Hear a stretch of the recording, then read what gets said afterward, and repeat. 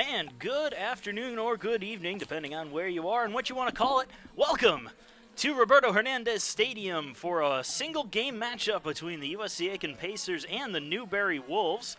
Marcus Johnson here, thanking you once again for joining us for another beautiful day of Pacer baseball. Pacers entered today's game with a 26-15 overall record, 17-9 at home, 9-5 on the road. They are also 17-7 in the conference. This is a non-conference matchup, however, as Newberry is in the SAC.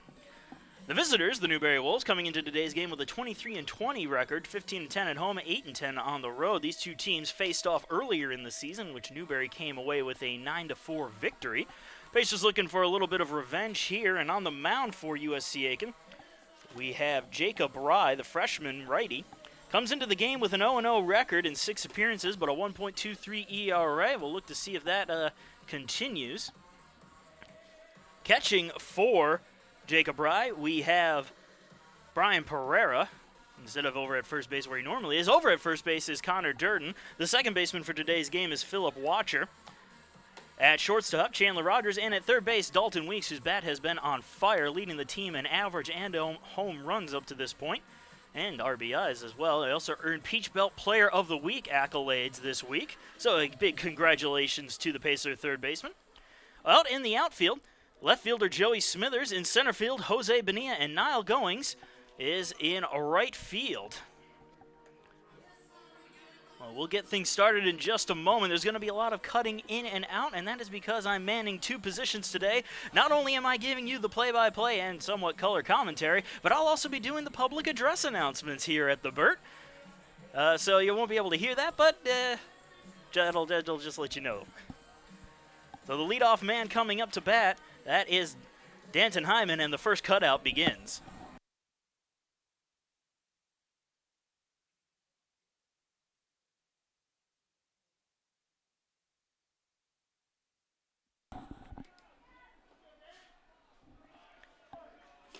So once again, Hyman leading it off. Leads the Wolves in terms of batting average of the .417 as the first pitch is in there for a strike. No home runs and 26 RBIs on the season. Pitch outside for a ball, 1-1.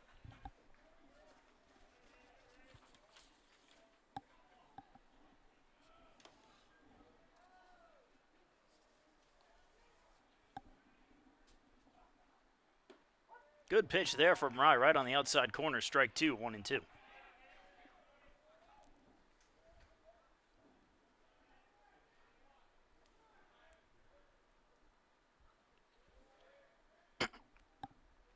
Swing and a miss.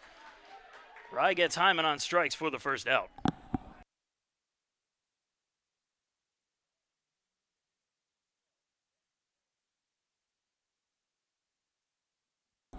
That'll bring up Ben Herring after the strikeout to Hyman. 1 out and nobody on.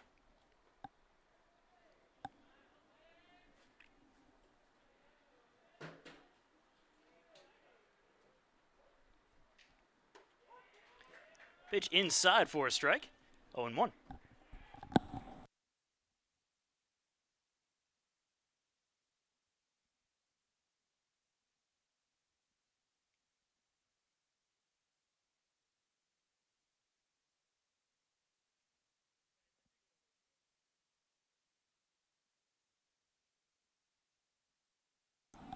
So an 0-2 count to Ben Herring.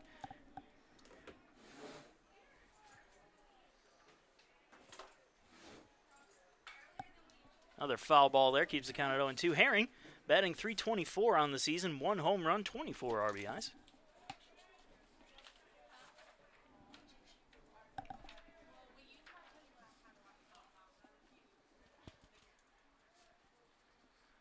Again, the 0-2 high and inside for a ball, 1-2.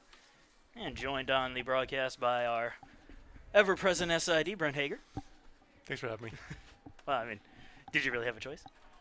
No, not really. But I wouldn't ask for anything better. I was able to get through volleyball practice real quick and came down here, and great night for baseball. First thing I see is a strikeout. Yep, back-to-back strikeouts for Jacob Rye. Good start to the game for him.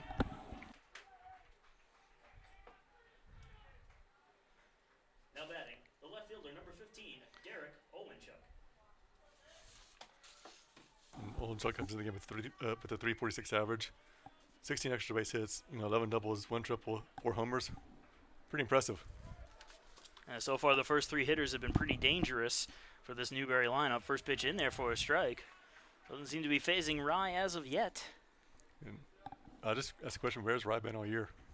That's a good question. He's had 6 appearances. But yeah. I mean, he's done well. And this is a talented USC bullpen. Like everyone up and down has some talent over here. And, Coach Thomas can just pull someone else out every single week and really confuse the other teams. Yeah, it's helpful to have that kind of variety to work with. 0-2 count on Olenchuk. Ball low and in the dirt. So count moves to 1-2.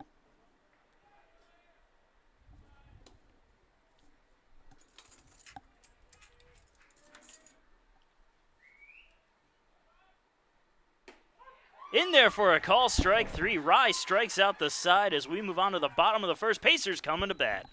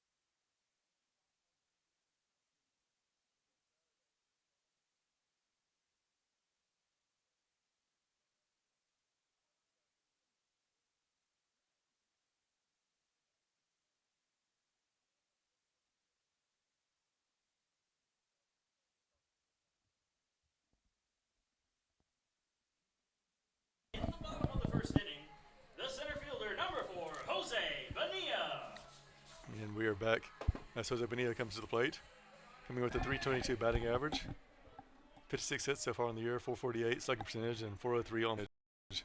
And he's your typical plate. He's been a good leadoff hitter this year, getting his average right back up there, as you said, to 322. Goes after the first pitch, a chopper to first, and he'll be out on 1 pitch for the first out. The third baseman, coming up right now is Dalton Weeks, the reigning Peach Belt Conference Player of the Week. Batting 353. He had an outstanding week last week, and he's really just someone that goes under the radar when you see so many names like Bonilla, Pereira, Goings. But Weeks has been as solid as they come.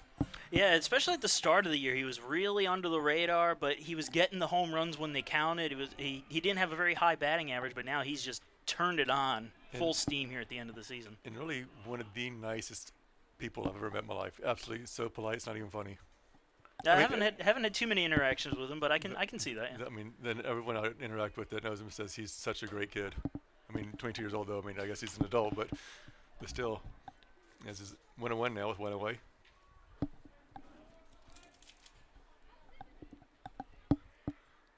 And Weeks fouls that off of himself for a strike.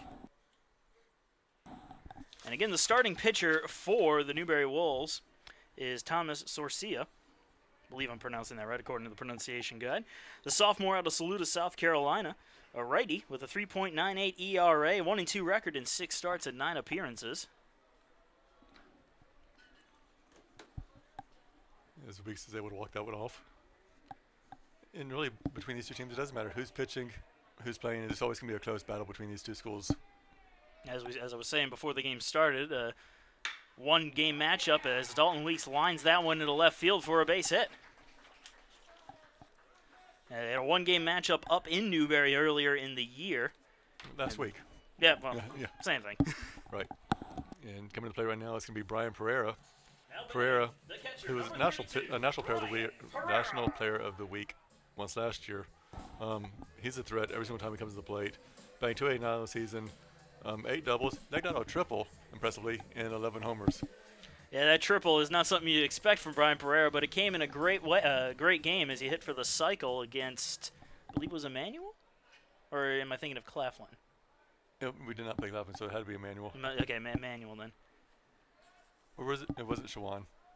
No, it wasn't Shawan. I'll look at the. It was Emmanuel. Emmanuel, okay. First pitch in the dirt for a ball, 1-0. It was the one game that I couldn't cover. I remember that. Because they switched the games. Because they switched the games, yeah. Yeah, it's difficult in this day and age when games do get switched. We try to do everything we can, but sometimes during a busy spring season, we all have other plans on days that we don't have anything scheduled. The 1-0.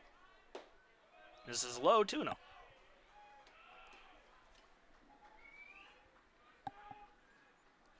Pereira only has 9 walks on the season, so you know he's probably going to be hacking at some point in this at-bat, but he's good enough with the eyes to be able to lay off anything as well. Yeah, it is surprising that he doesn't walk more, especially with him getting time behind the plate. Usually catchers have a good eye for where a pitch is going to end up. But if you have a bat like that, you're going to be swinging. That is true. 2-0. Check swing. He went around. That'll be good for strike 1, 2-1.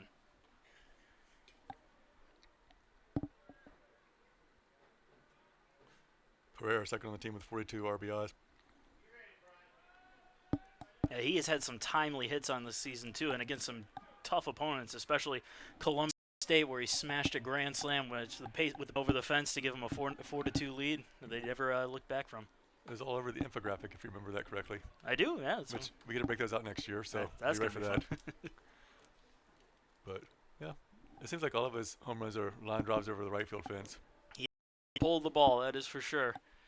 Runner goes from first, pitch is out, throw down to second, goes into center field. Weeks is going to try to hustle for third, picked up by center field, thrown in, and Weeks is safe at third base. A steal and an E2. Absolutely, and if you're the shortstop, you don't worry about the tag at that point. You sit there and just go out and catch the ball.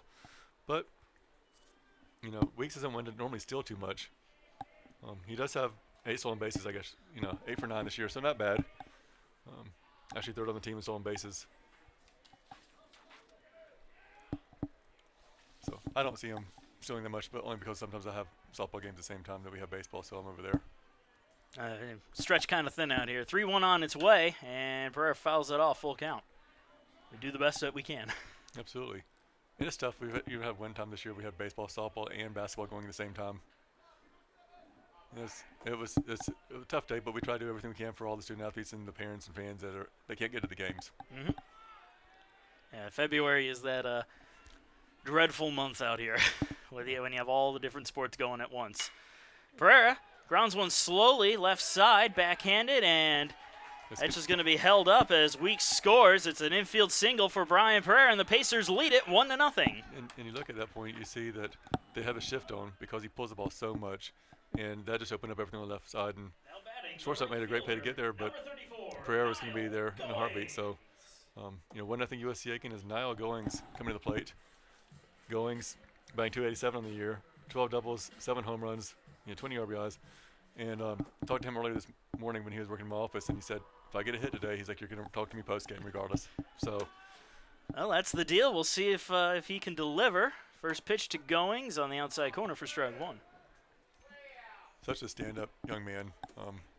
He's interns in my office, and absolutely great to be around. And talking with some people who've seen some of the post games, they actually like having Goings on in the post game. He's one of the better interviews that I've ever been around as well. I know that saying. I've been around a lot of different places, but he's so well composed. You really couldn't ask for much better. But look at his major. That is true. A communications major and all. 0-1. Went after a curveball and missed. 0-2.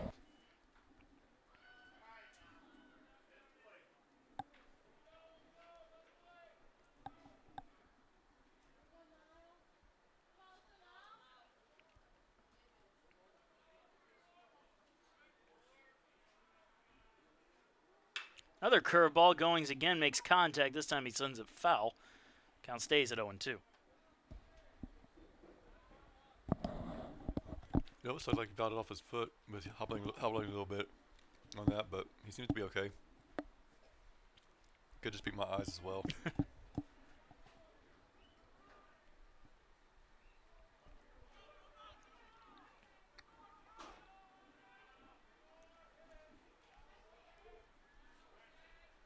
Once again, the 0-2. This is low and away. Goings laying off of it, 1-2. Head in the count. What do you do right here? I think you play around a little bit with the outside edge there, try to get him to chase. Early in the season, Goings would chase after something that would tail out of the zone. He's shown a little bit more discipline, but he's still susceptible to it. Tries to get him to go with a fastball low and away. Goings laid off of it, though, 2-2. He does have 24 walks this season, which is tops on the team. So, I mean, he has laid off of a lot. And the thing is, if you throw it anywhere inside, it's going to be hitting the street over there because it's going to be about a 400-foot home run. Oh, he can send a baseball very far. As he turns on that one, sends it foul, however. Almost calling it. It hit the road, but it was foul. It did. He did turn on it just a little too early. Count stays at 2-2. I would have walked off and quit right then if I would have called that one. Well, going back to Brian Pereira, I called his grand slam that other day, so. I remember that. Again, the 2-2, and Goings swings and misses at a curveball for strike 3 and the second out. The first baseman, number 30, Connor Durden. And coming up as the left-handed hitter, Connor Durden, batting .322 on the season, 16 extra base hits, .531 slugging percentage, .421 on base percentage. It seemed like last year before he got sick, he was destined for about a .450 season. I mean, just absolutely. He was phenomenal last year, yeah, before as you said. And that was about halfway through the season, too. Came back, almost looked like his old self, pitch on the outside corner for strike 1. But this year he's been pretty consistent, and I'm glad to see that. Again, with a .322 average, you can't complain too much. No, he's really a clutch hitter. I mean, I know we always talk about there's no such thing as a clutch hitter, but he's come through in timely situations. The 0-1, outside for a ball, 1-1.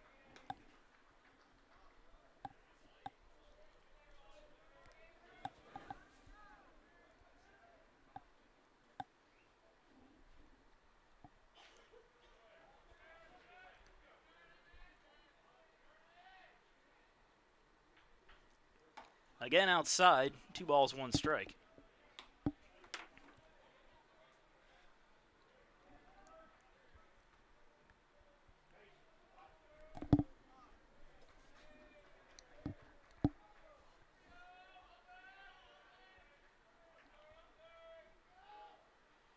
The 2-1.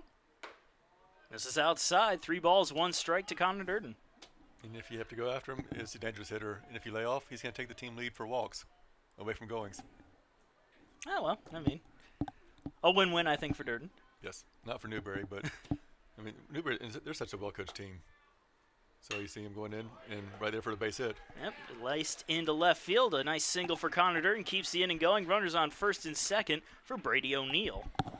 And Brady O'Neill has been solid so far this season. Batting .349 on the year. Has a couple home runs, including 1 walk-off home run. I believe, was it against Mount Olive, I believe? I believe so, yeah. It was a beautiful home run. Second career hit, I think it was. Or it was either his second or his first, but it was his first hit this season. So yeah, it would be his first career hit. Yeah, not a bad way to go. Definitely not a bad way, and he's done pretty well for himself actually, I think, and he's earning himself a starting position on this team. And where is he playing tonight? He's a DH. That's what I was thinking. I wasn't sure if he's in the field or not. I haven't seen a lineup. I got here a couple minutes late because of some other stuff going on across campus. Yep, always busy, always busy. Wouldn't have it any other way. You come out here, you get to work in sports every single day. You get to watch baseball, you get to watch softball, basketball, volleyball, tennis, golf. I mean, you know, soccer. So we have all these great sports here, and I wouldn't change it for anything. Well, I would change it for a national championship. Which, at this rate, our best chance right now is golf. I know we try not to talk about too much, but man, they played a hurting on the Peach Belt Conference. Man, winning the conference championship for the second straight year. They're 12th overall. Yeah. lowest round total ever. I mean, just absolutely phenomenal. I mean, better than the 2005 national championship team. Oof. I mean, Am I getting a little jittery? I think I'm getting a little jittery. yeah, well, Coach Carlisle and I were talking on Monday, and he said it's one of his 5 best teams he's ever had, and that's saying a lot since he's got 3 national championships to his credit. And 3 national championships, 3 second-place finishes as well in the 90s. Yeah, two individual national championships. So I mean, but you look, baseball team, on the verge of making the postseason. You've got men's tennis is number 4 seed in the region right now, phenomenal. Women's tennis is the verge of making the NCAA tournament. It's been a pretty good spring for USC Aiken. Yeah, the spring sports have been doing a great job, and Brady O'Neill has a 3-1 count, getting a little sidetracked there, but can't help but talk about all these other sports and the success that they've been having. And I think they all rely on and build off each other too. Oh, most definitely. The 3-1 to O'Neill, upper inside corner for a call strike, full count. Great pitch location right there. Wasn't much you could do with it, so he couldn't, why swing at something you might be able to either foul off or just dribble back into about the third base side.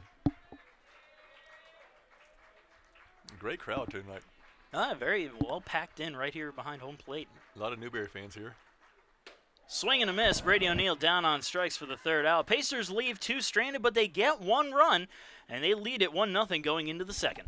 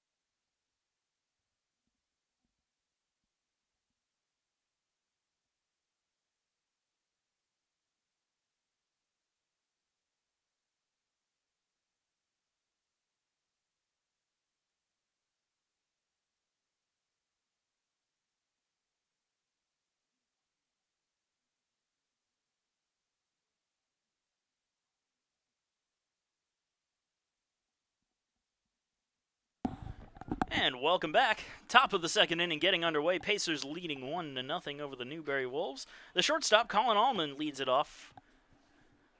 First pitch in the dirt for ball 1.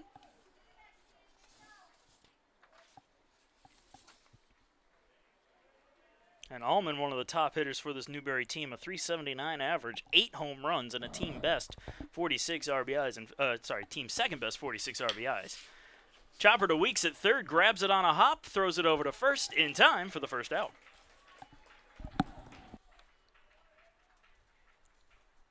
The third baseman, number 30, Kevin Clanton. And coming to the play right now is number 30, Kevin Clanton. Coming in batting .275 on the season. He's played in a handful of games, 21 games, 11 game starts, so this is 22-12 so far for him. And the first pitch from Rye misses inside. Clanton able to dodge it. 1-0.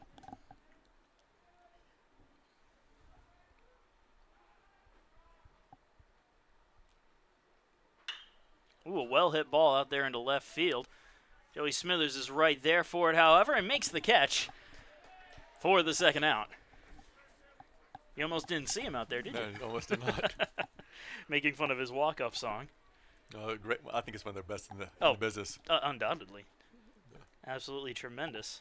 That's going to bring up number 8, Tommy Passarello. The right fielder, number 8, Tommy Passarello. He's batting .327 on the season. Passerella is starting, and this is his 11th game starting, 26th game he's played in. And he lines one up the middle for a base hit. Well hit ball there. Wasting no time in getting that at bat.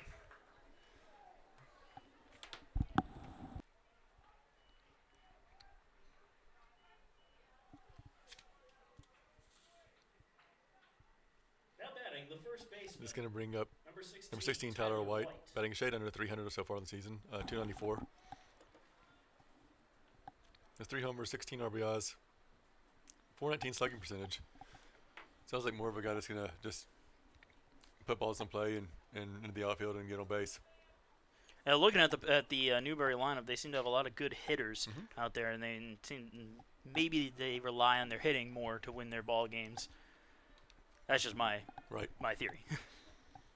And, Newberry's right up the road from us, and always well coached and playing a great conference, the South Atlantic Conference. I spent some time over there as well.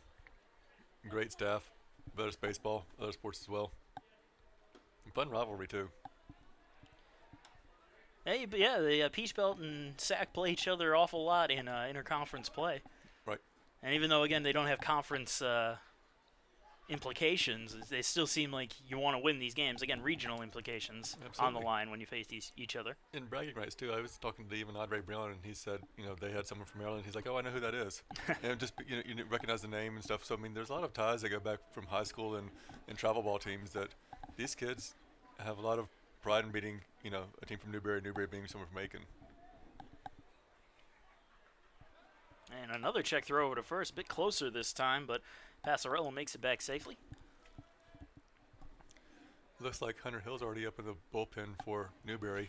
Yeah, there was talk that Newberry would actually be going through about 8 pitchers in today's game. Well, if you have an important conference series coming up, which I'm sure they do, you might as well throw everybody for an inning.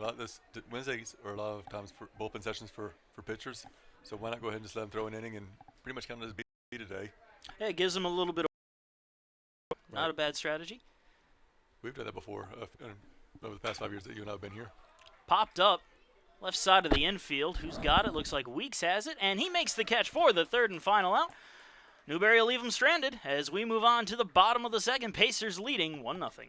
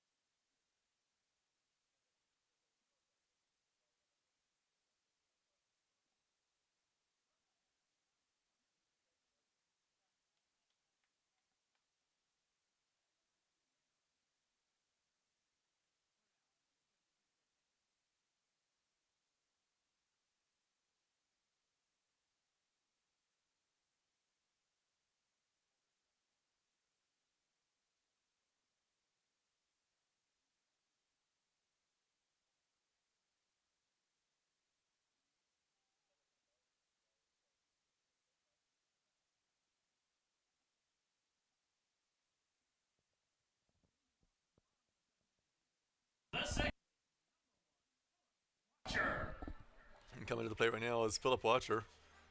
Watcher's had a pretty good season so far, batting 296, 5 doubles, 1 triple, 4 homers, and he doesn't look like a power hitter, but he can hit him when he gets the bat on the ball. He can bring it. First pitch in there for a strike. And he's been solid in the field too. It's been nice to see him adjust to USC Aiken and play pretty well. Hey, I've really enjoyed having his bat in the lineup as he pops that one up left field. And that one will be caught for the first out. That's going to bring up number 9, Joey Smithers. Smithers was on fire to start the season. Right now he's batting 297, 9 doubles, 5 homers, 29 RBIs, but known as a pretty good hitter to start the season. Has stepped up a lot this year, but more so known because of his walk-up song. That is a fantastic walk-up song. Better than anybody else's, I think, in any of our sports, including softball. The only reason I say that is because one of the softball players has walked in, Brielle Jungblood. I think she's going to be on the broadcast later tonight. She might be. She might be. She groans. The 1-0. Misses high, 2-0.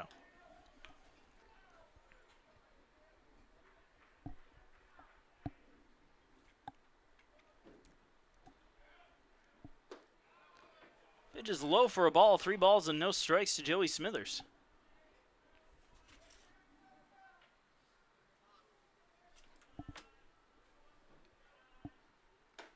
Inside, ball 4. Smithers walks on 4 straight pitches. And now batting for the Pacers, the shortstop, number 2, Chandler Rogers. That's going to bring up number 2, Chandler Rogers. Rogers batting .260 on the season. Couple doubles. 19 walks. But the biggest stat for him, I think, that people don't realize, he's been hit by 12 pitches. He leads the team. And not only does he get hit by pitches a lot, but he also walks a lot, too. So he's got a good on-base percentage. Very good on-base percentage. Especially early in the year, it seems like he walked every single at-bat. It was crazy. First pitch low and away for ball 1.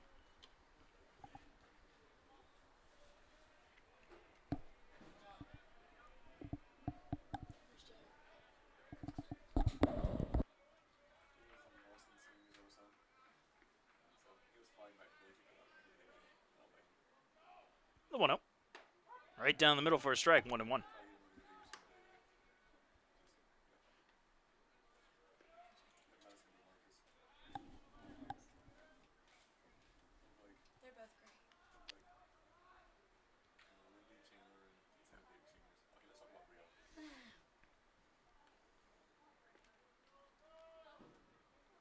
And the 1-1 runner goes off from first. Pitches inside for a ball. The throw down to second is not in time. That'll be a stolen base for Joey Smithers. Pacers have a runner in scoring position with 1 out.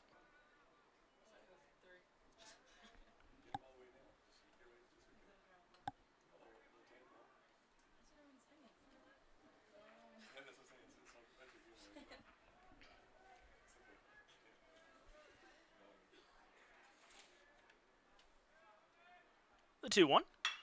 Well hit. Left field. Back near the warning track, and that's where it's going to be caught. Runner tag. Smithers is going in for third, and he's going to make it in there as the throw was off the line. So Rogers flies out to left, but Smithers advances on the play.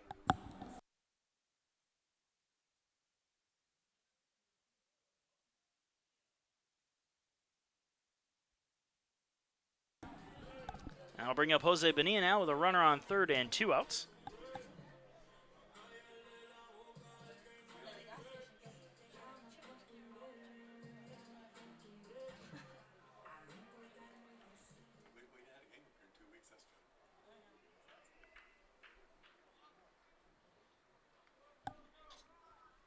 First pitch to Bonilla, low and away for a ball. Bonilla grounded out his first time up, 0 for 1 today.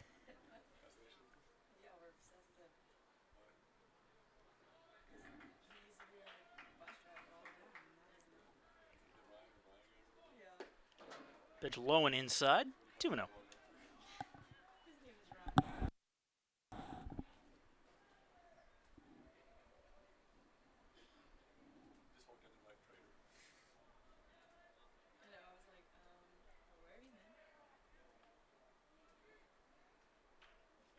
Bonilla shows bunt, pulls it back. Pitch was high and outside, 3-0.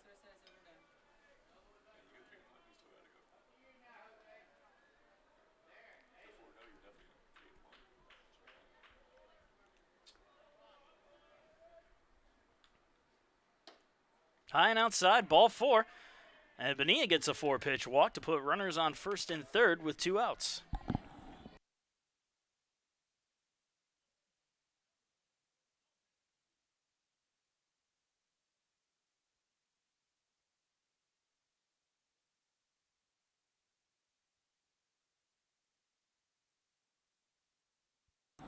So now Dalton Weeks to the plate. He singled, stole a base, and came around to score.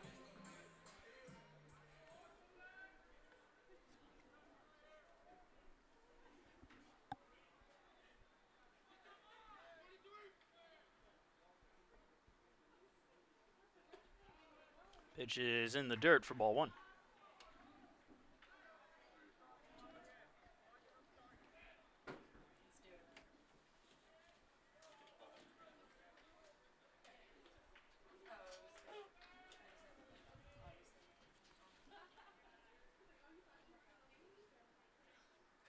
The 1-0.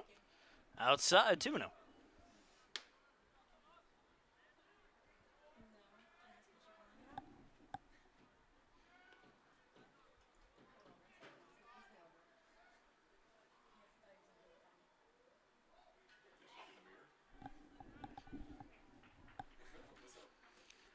Two-0 pitch is skied to center field.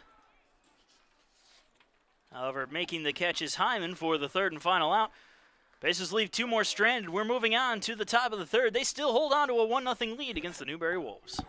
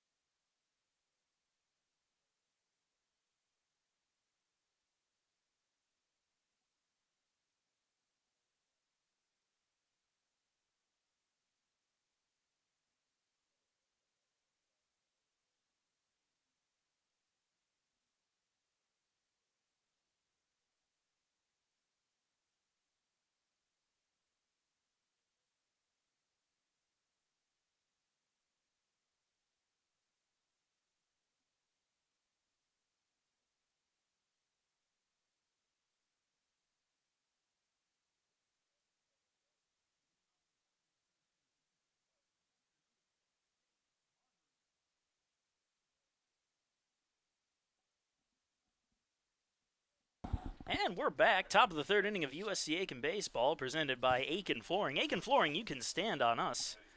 Pacers leading 1-0 as the Newberry catcher Chase Barbary comes to the plate. First pitch, inside for ball one. Barbary batting .290 on the year, has 2 home runs and 18 RBIs. The 1-0 misses high, 2-0.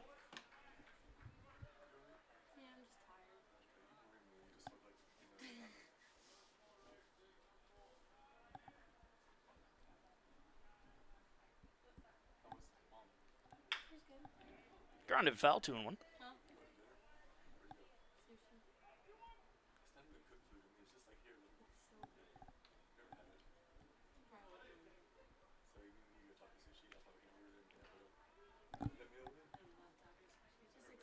The 2-1. Sent on out into left center field and deep near the wall, and that's where it's going to bounce right off the wall of one hopper. Bonilla has it and fires it in. It's going to be a leadoff stand-up double for Barbary.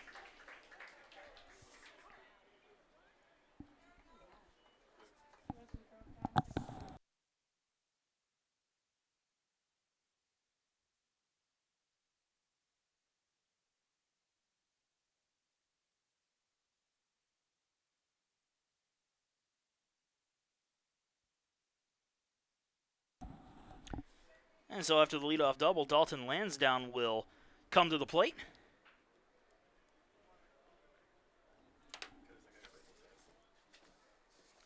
Lansdowne batting .328 on the year, no homers and 11 RBIs, a chance to add on to it with a runner in scoring position and nobody out, but he's going to try to bunt the man aboard. It rolls, and it's going to stay fair. It started rolling foul and came back into fair territory. An infield single for Lansdowne. Runners on the corners, still nobody out.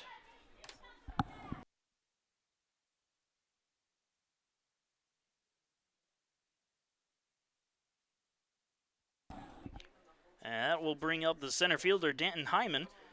Struck out his first time up. 0 for 1 today.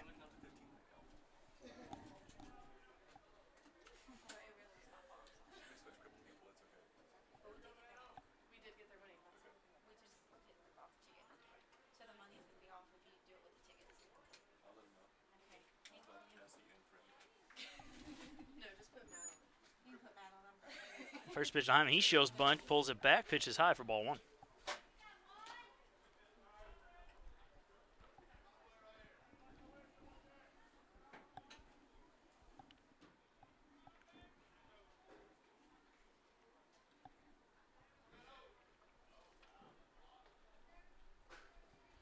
Again shows bunt, pulls it back as the pitch is outside for a ball. 2-0.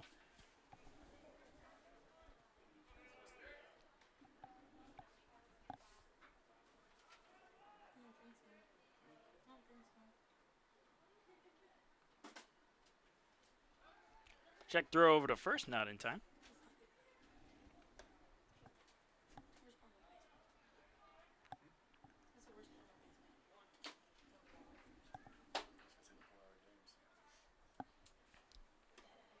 Inside corner for a call strike, 2-1.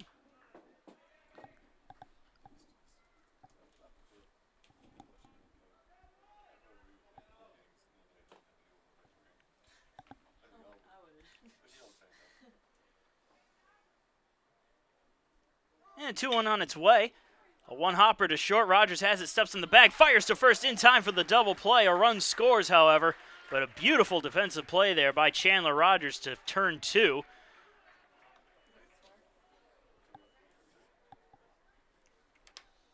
And now Ben Herring, the DH, will come up with nobody on and 2 outs.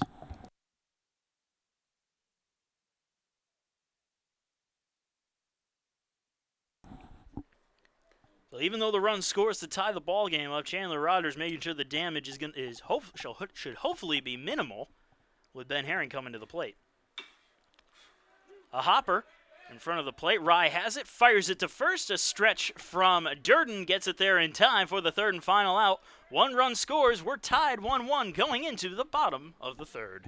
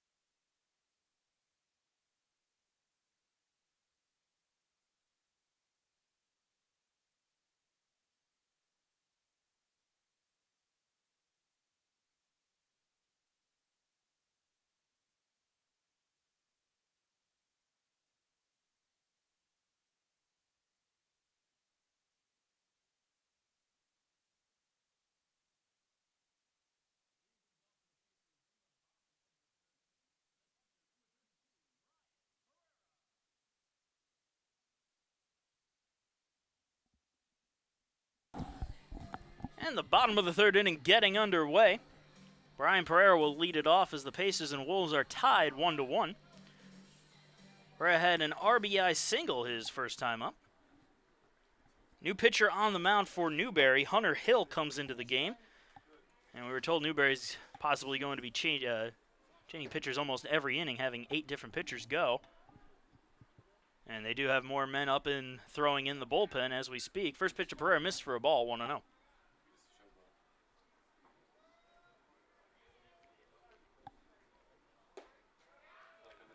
Low and away for a ball, 2-0. Big shift on for Pereira as infielders basically playing outfield now. Right down the middle for a strike, 2-1.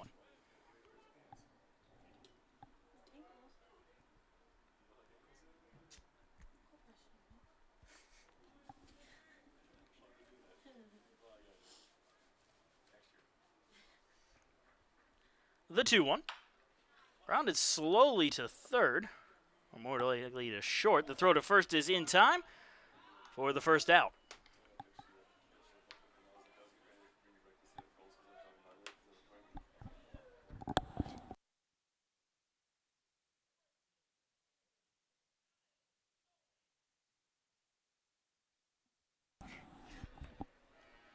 So nobody on him, 1 out for Niall Goings, who struck out his first time up.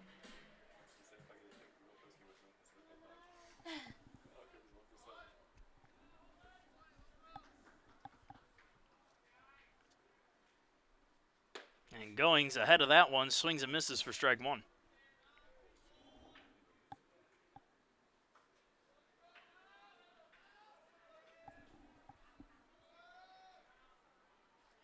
The 0-1 fouled straight back, strike 2.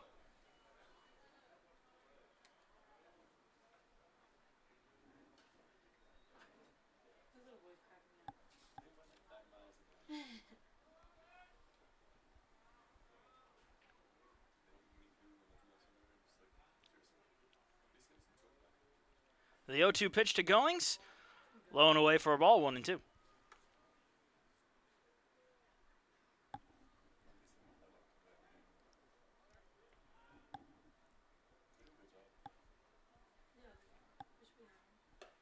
Another pitch missing, low and away, 2-2.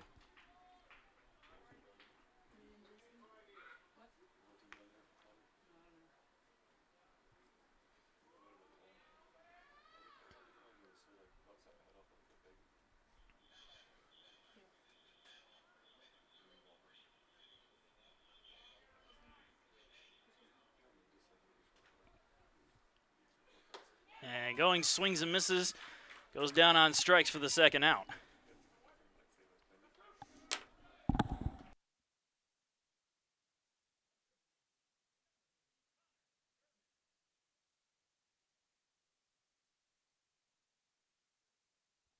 Now Connor Dern will come to the plate, nobody on and 2 outs.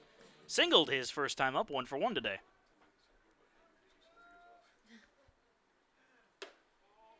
First pitch, fastball misses high for ball 1.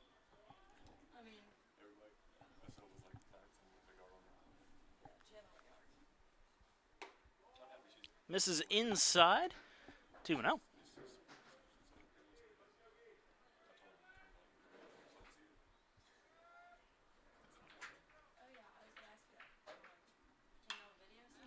Fouled off out of play, 2-1.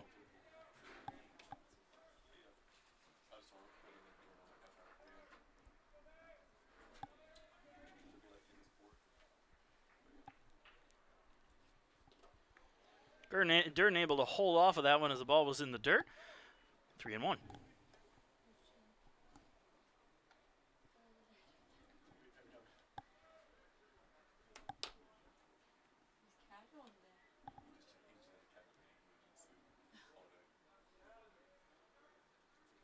And the 3-1. Fouled off, full count.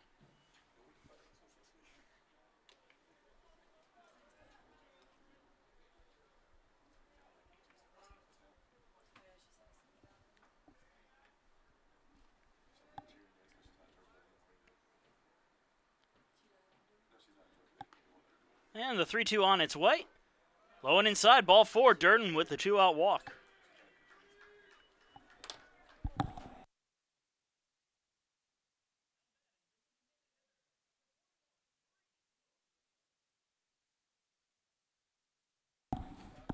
So Brady O'Neill comes up to the plate now, struck out his first time up.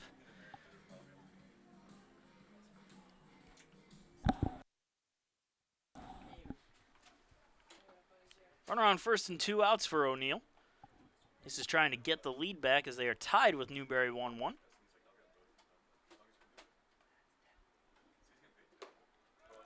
Pitch high and outside for a ball, 1-0.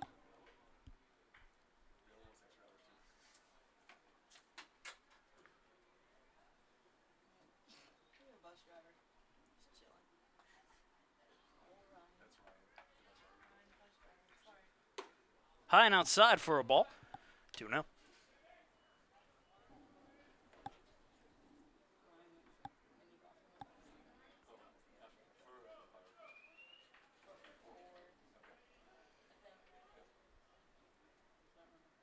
Swing and a miss. O'Neill ahead of himself on that one, 2-1.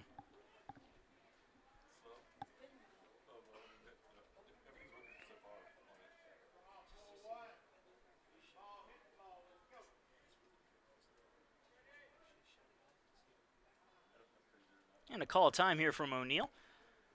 Has to readjust the batting gloves, very important.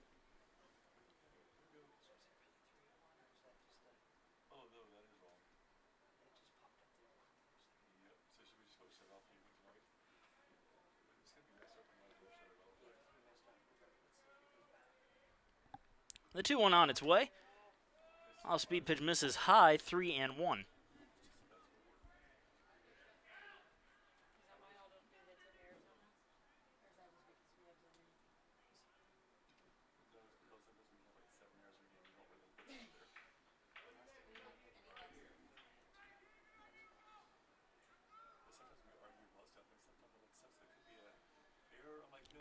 Three one on its way. O'Neill just getting a piece of that one, fouling it back. Full count.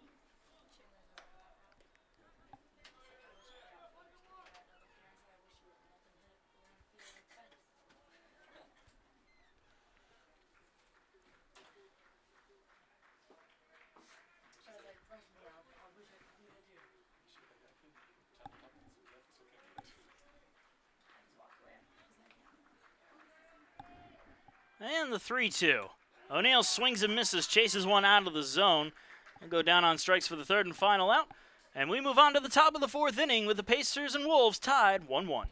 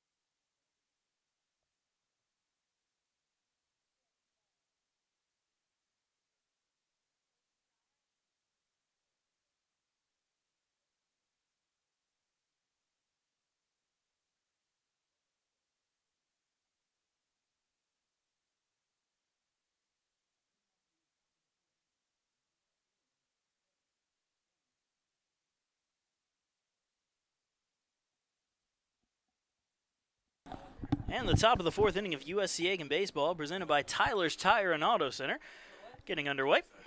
Derek Olenchuk leads it off. He struck out looking his first time up. Pacers and Wolves are tied at 1. Jacob Rise still on the mound. First pitch, curveball in there for a strike.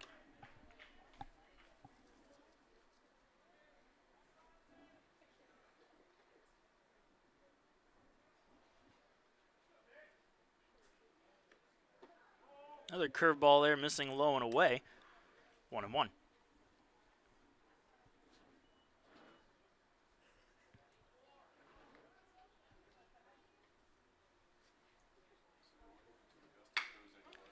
Hard hit ground ball to second. Throw to first in time for the first out.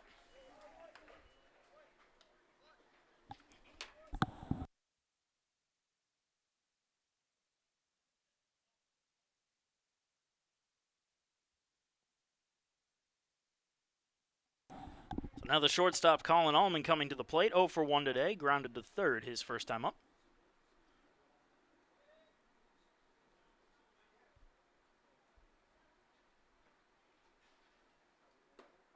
First pitch right down the middle for strike one.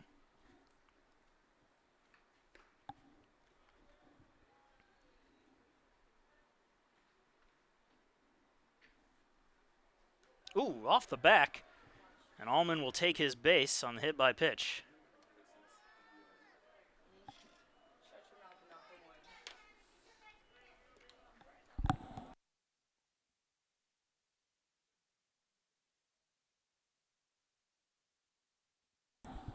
So Kevin Clanton coming to the plate now. Runner on first and 1 out. Clanton flew out to left his first time up, 0 for 1 today.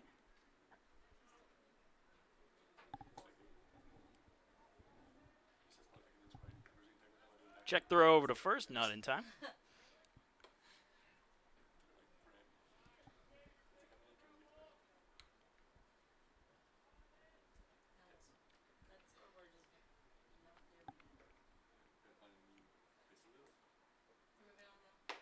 Right down the middle for a strike, 0-1.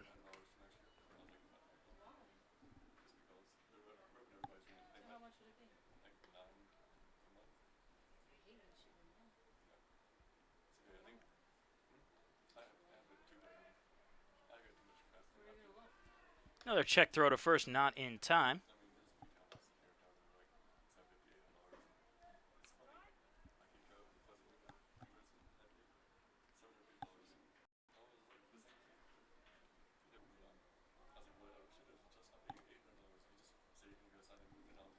And another check throw to first, closer this time, but again, not in time. Still only one pitch to the plate, this at bat. 0-1 count to Clanton. That one brushes the outside corner for a strike, 0-2.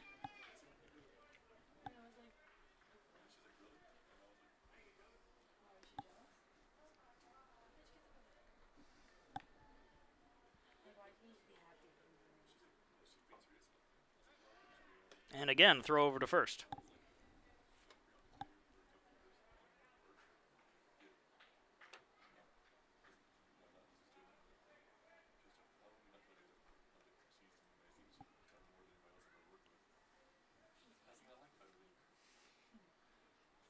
The 0-2 sent into right field. That'll drop in for a base hit. Allman will stop at second. The runner's on first and second with only 1 out.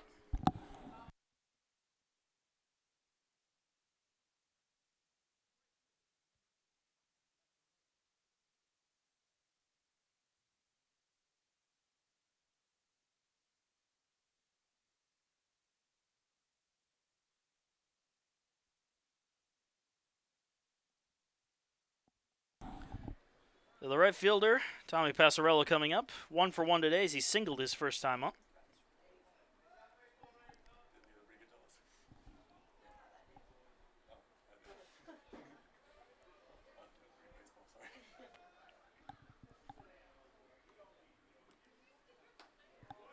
First pitch outside for ball 1 to Passarello. Harris's do have action going on in the bullpen right now.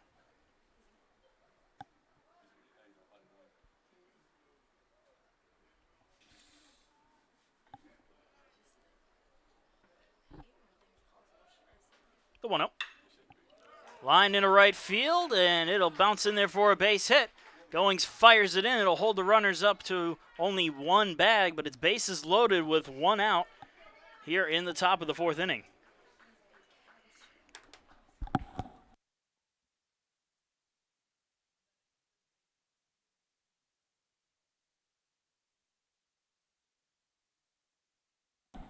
And Kenny Thomas is coming out of the dugout. Looks like he's going to make a call to the bullpen. So we're going to take a short break and be right back while the new pitcher warms up.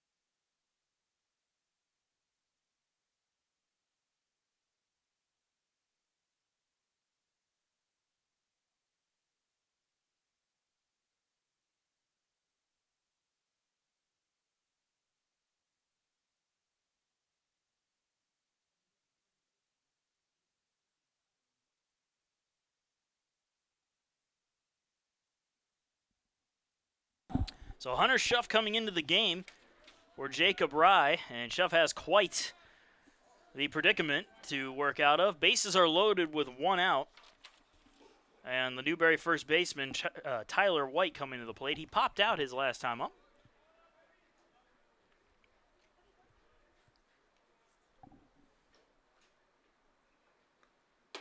First pitch from Schuff is high and inside for ball 1.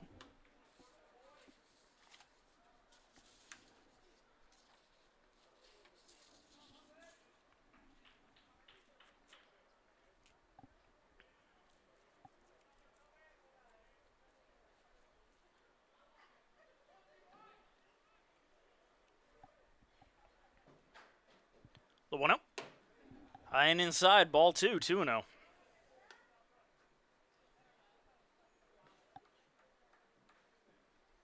And we're going to have a visit to the mound right now as Schuff trying to find the strike zone. And while we have a moment, we'd like to thank a couple of our sponsors, including Mike's Steak and the Concierge Team, a real estate boutique. In the market for a house in the Aiken area, contact Mike's Steak at the Concierge Team.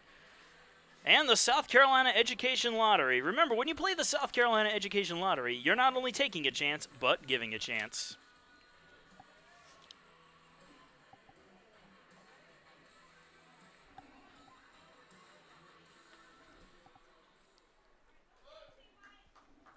So 2 balls and no strikes to Tyler White.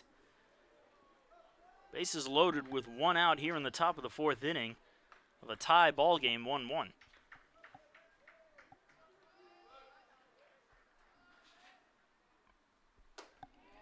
Again, high and inside, 3-0.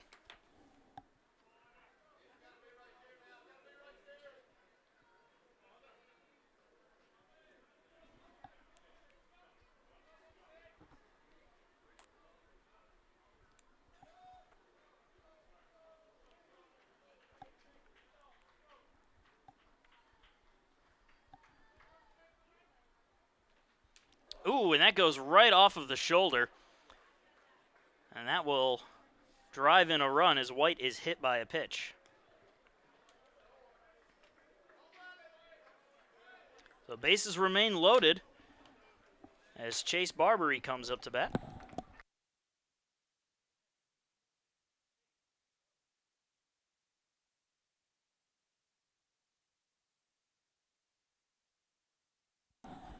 Barbary doubled and scored a run his first time up. And again, the bases are still loaded as Newberry now leads 2-1 here in the top of the 4th.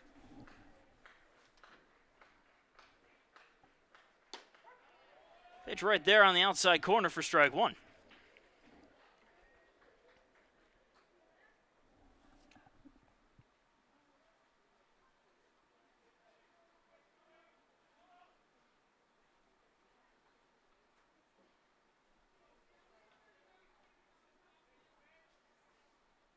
The 0-1 is fouled off out of play for strike 2.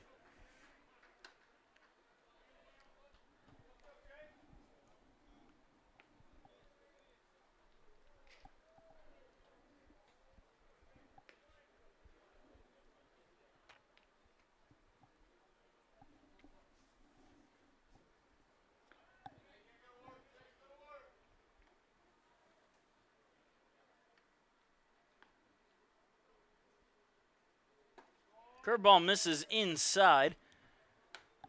Count moves to 1-2.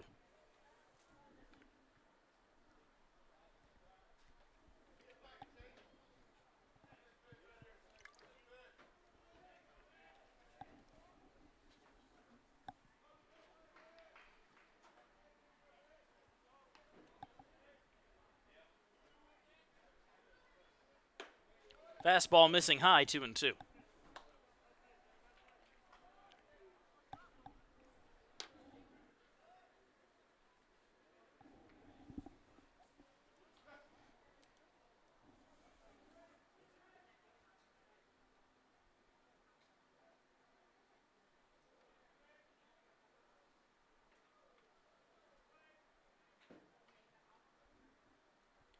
The 2-2. Low and away, tried to get him to chase, but Barbary laid off.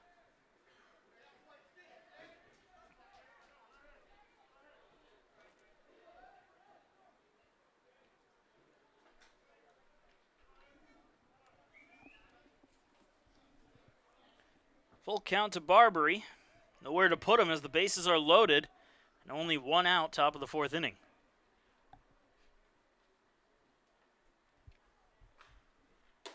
Misses inside with a fastball. That'll walk in another run. It is now 3-1 Newberry.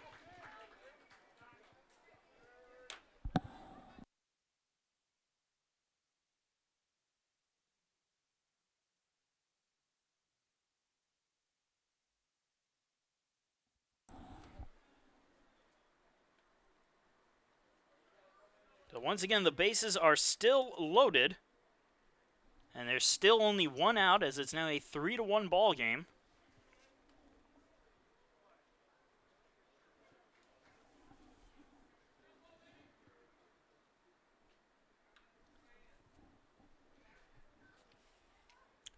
Lansdowne singled his last time up. First pitch missing, low and away, so he's 1 for 1 today.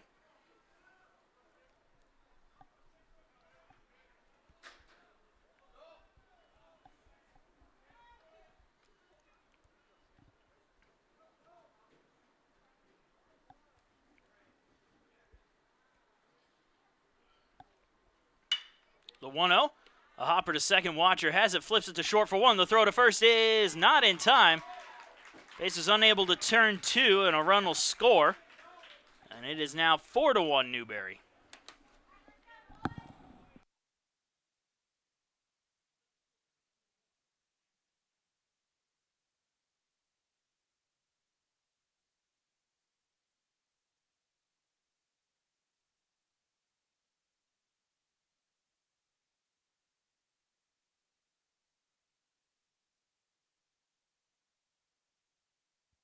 So Danton Hyman coming up to bat now. 0 for 2 today, grounded into a double play his last time up.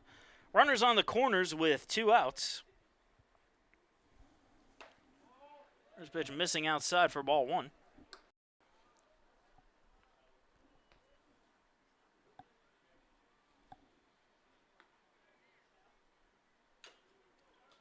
Fouled it off, making contact with the umpire's chest piece. Count even at 1-1 now.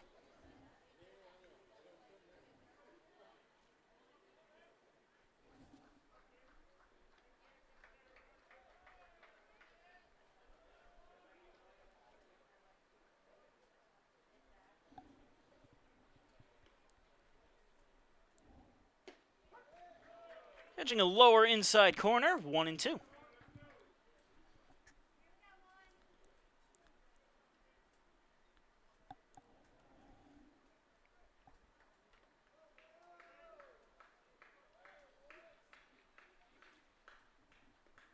Runner takes off from first, pitches inside, and it was just a feint. And the count even at 2-2.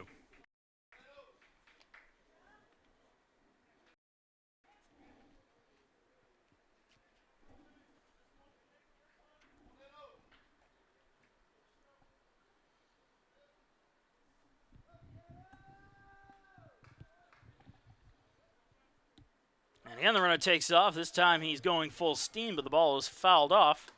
So he'll have to head on back to first base. And the count stays even at 2-2.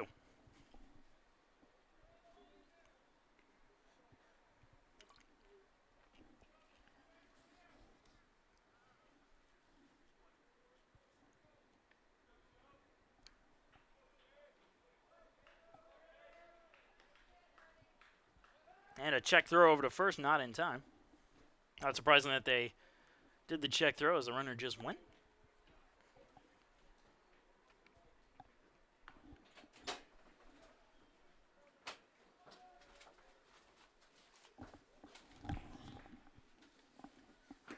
Curveball in there for a call, strike 3, and that will do it. But 3 runs score here in the top of the 4th inning as Newberry leads the Pacers 4-1, moving into the bottom half.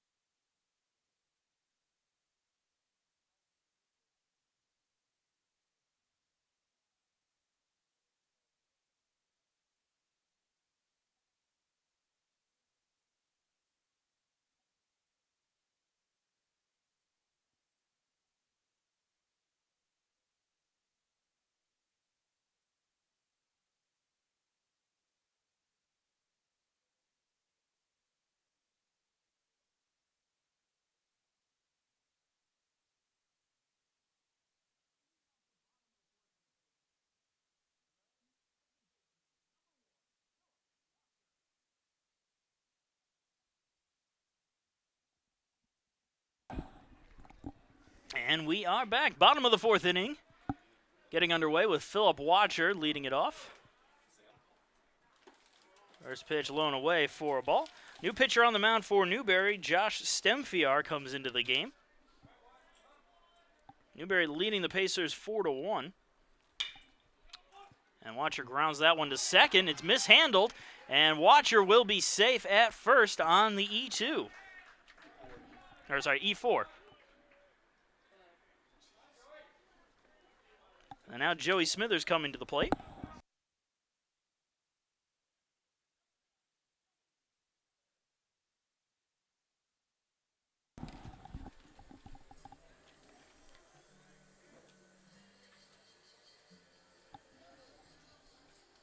Smithers walked and stole a base his last time up. He's got a runner on first and nobody out here in the bottom of the fourth inning. Cheryl's bunt pulls it back as the pitch was low and inside for ball one.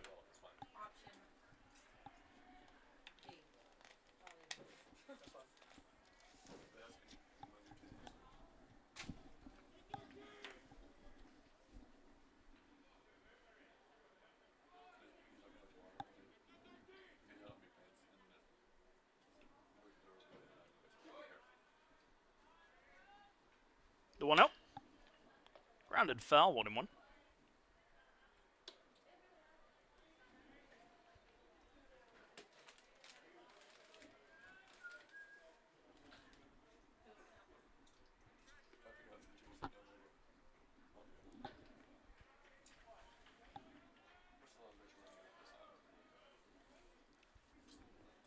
Check throw over to first. Watcher dives back safely.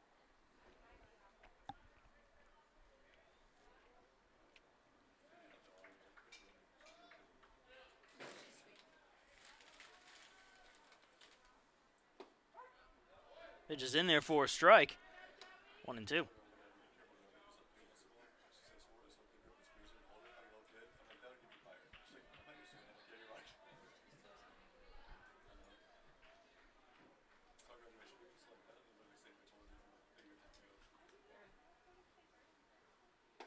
Curveball falls into the strike zone, and Smithers down looking for the first out.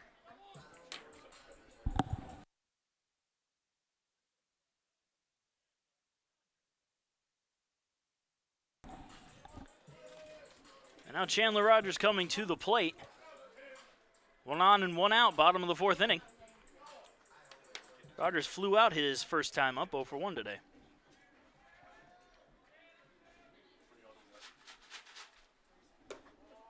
First pitch missing for ball one.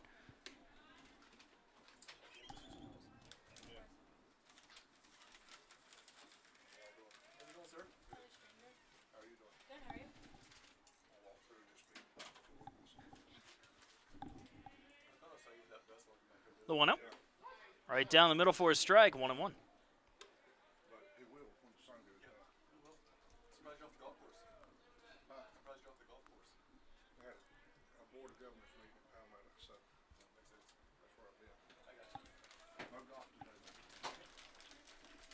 Check throw to first again. Not in time.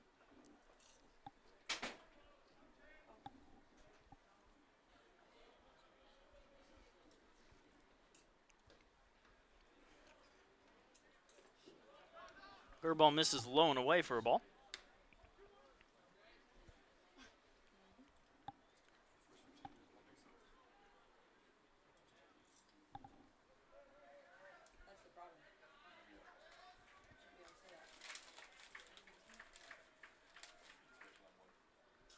Runner takes off, and it's lined foul out of play.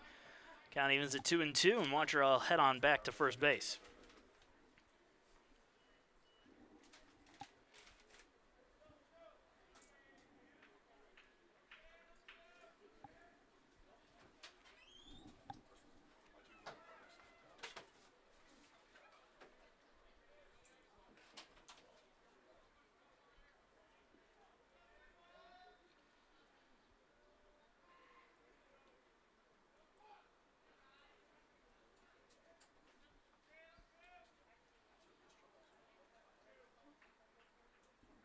Two-two. So not on to left field, and that'll drop in for a base hit. Rogers is aboard with a one-out single. That'll bring us to the top of the order and Jose Bonilla.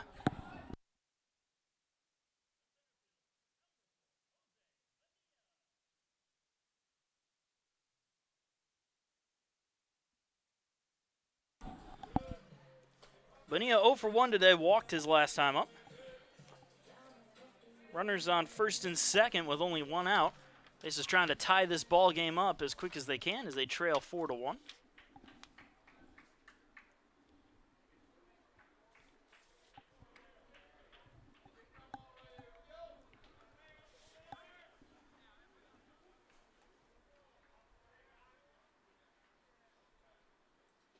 And first pitch to Bonilla, low and inside for ball one.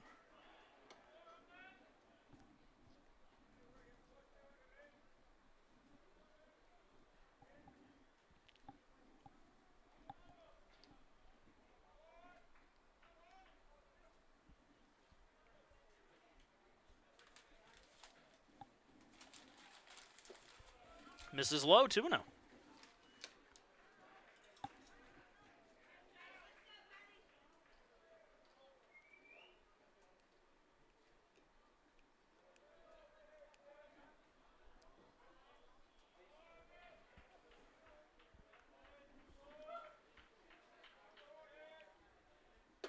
Right down the middle for a strike. 2 balls, 1 strike.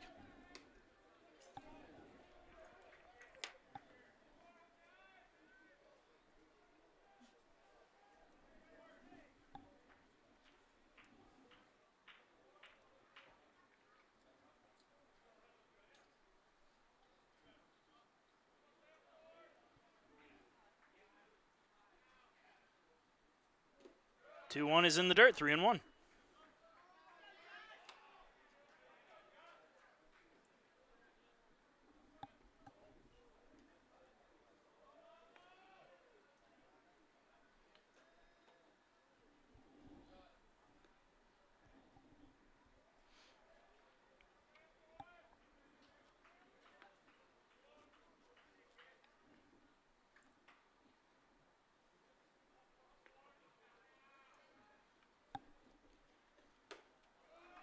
Outside, ball 4. Bonilla will draw the walk and load up the bases for the Pacers here in the 4th.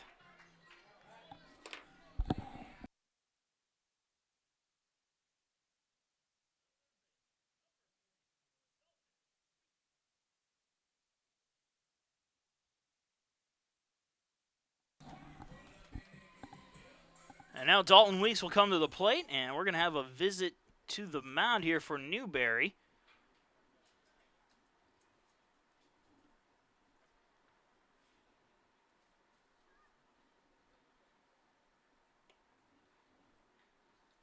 And it doesn't look like we're going to have a pitching change just yet.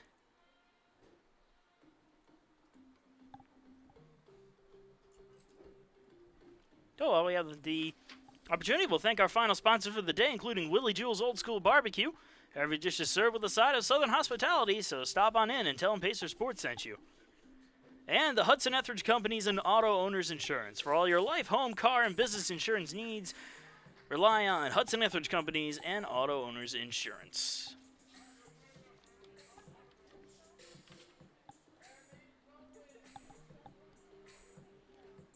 Well, the umpire heads on out to break up the meeting, and we will get back to baseball with Dalton Weeks stepping to the plate. Weeks 1 for 2 today with a single and a run scored.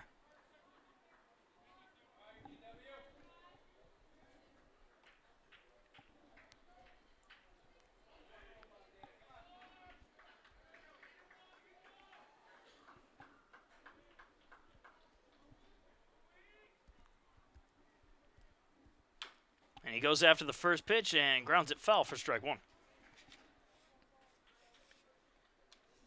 Bases are loaded for the Pacers here in the bottom of the 4th inning. They're trailing 4-1. They only have one out and an opportunity here to cut away at that lead.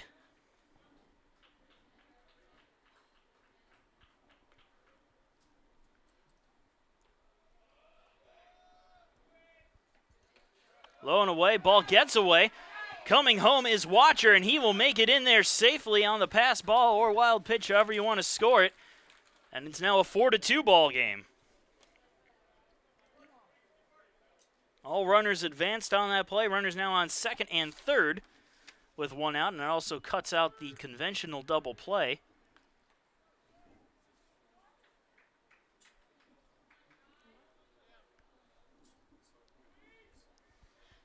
Got even at 1-1 on Weeks.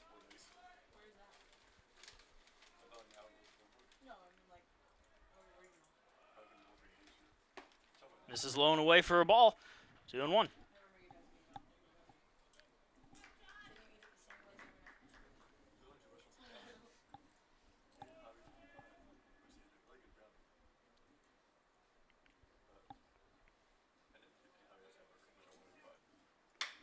And he skies that one into left field. Not deep enough, however, if it's near the track. This could score a run as the runner tags. Coming home is Rogers, and he will score. And it's now 4-3 on the sac fly from Dalton Weeks.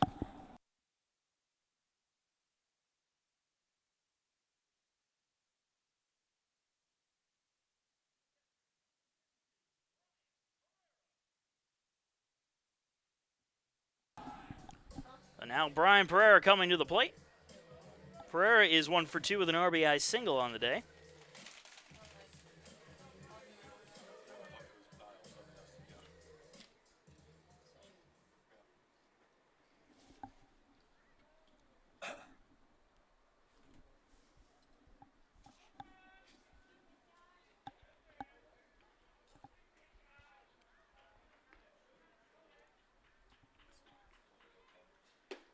First pitch low and inside for ball 1.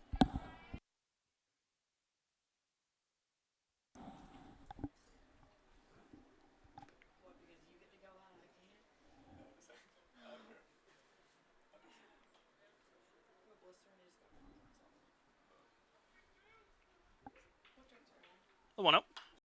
Fouled off. 1-1.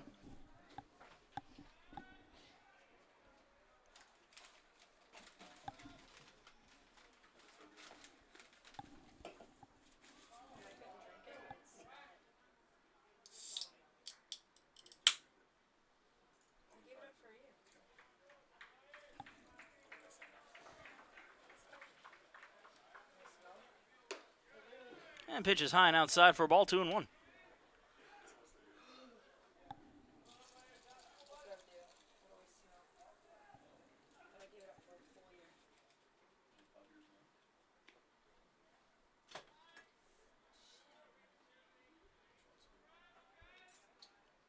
And the 2-1 on its way. Misses low and inside for a ball, 3-1.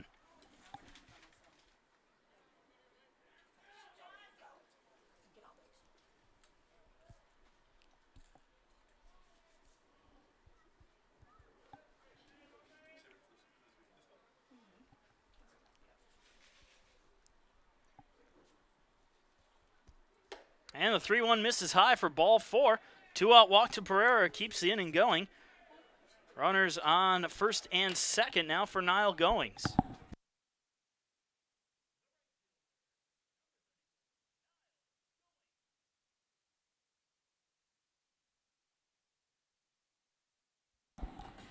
So Goings digs in. Again, runners on first and second and 2 outs. 4-3 now the score. Newberry leading the Pacers. Goings 0 for 2 on the day.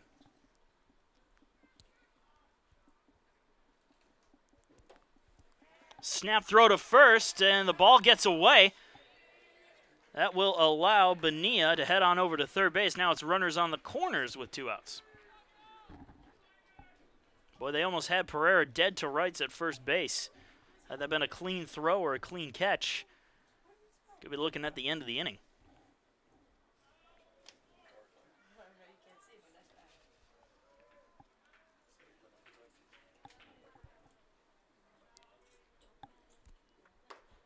Curveball misses outside, 2-0.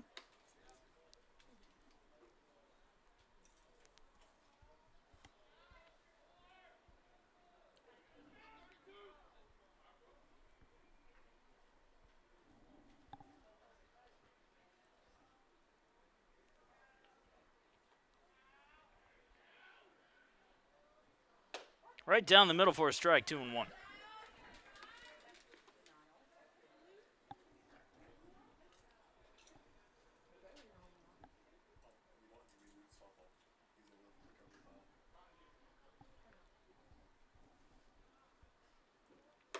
Going swings and misses, 2-2.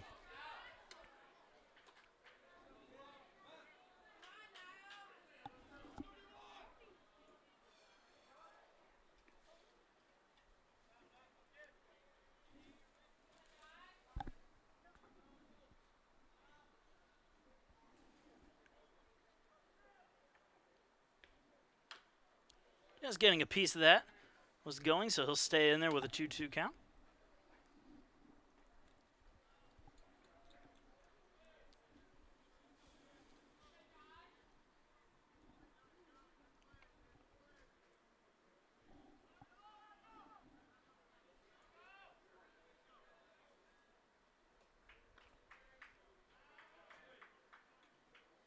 Curveball missing very high and inside. I don't think Goings even had to duck down to avoid that one. And it's a full count.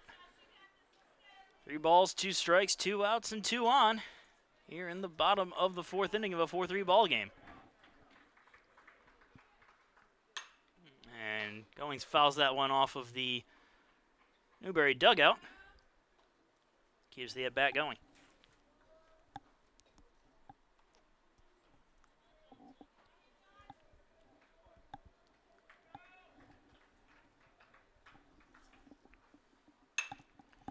Popped it up. Right side. And that'll end up in the Newberry dugout, or sorry, Newberry bullpen.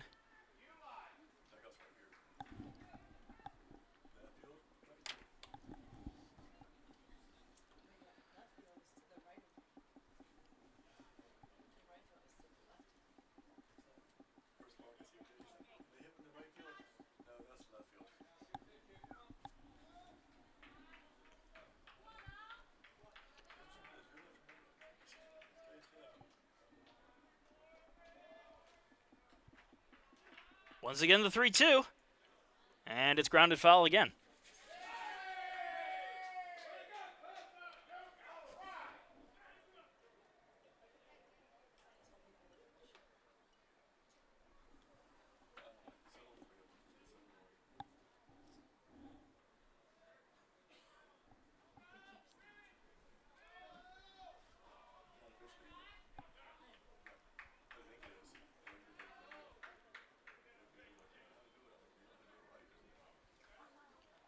Still waiting on the another 3-2 to Goings as he steps out of the box.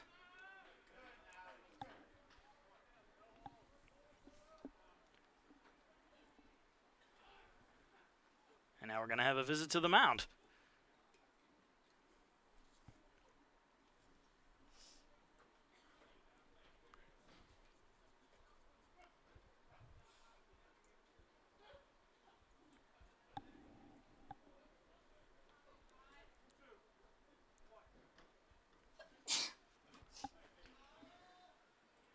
And again, the 3-2 pitch.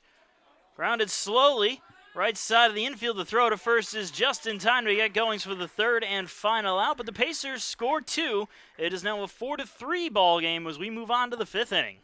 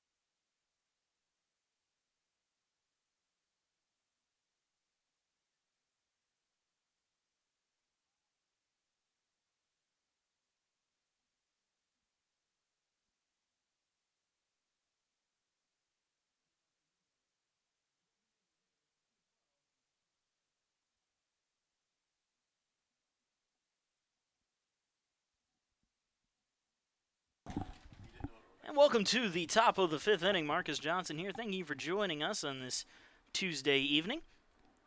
Ben Herring, the DH, coming up to bat to start things off.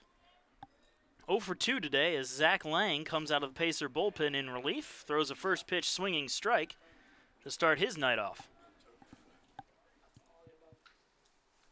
Lang boasting a 1.42 ERA. No record in his 7 appearances. 1 save on the year as well. Check swing, ends up hitting it into fair territory. Lang picks it up and fires it down to first for the first out.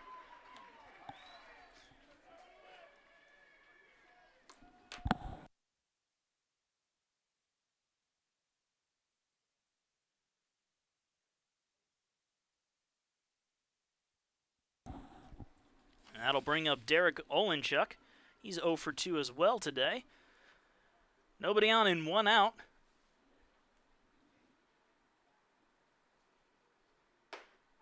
First pitch, upper outside corner for strike 1.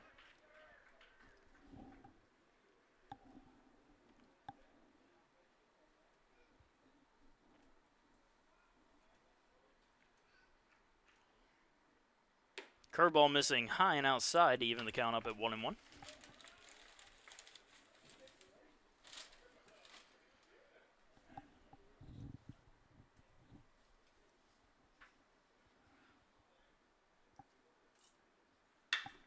And that one is sent a mile into the air and deep into right field. Goings watching that one, and he's going to watch it go over the fence.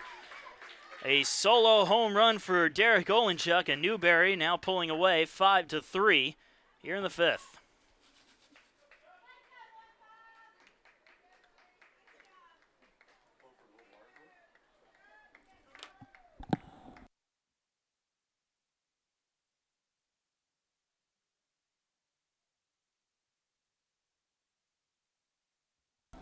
Colin Allman coming up to bat now, 0 for 1. Was hit by a pitch his last time up and came around to score.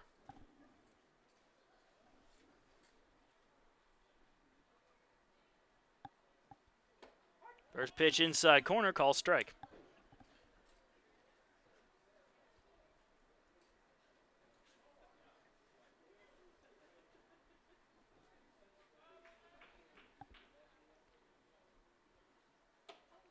High and inside, 1-1.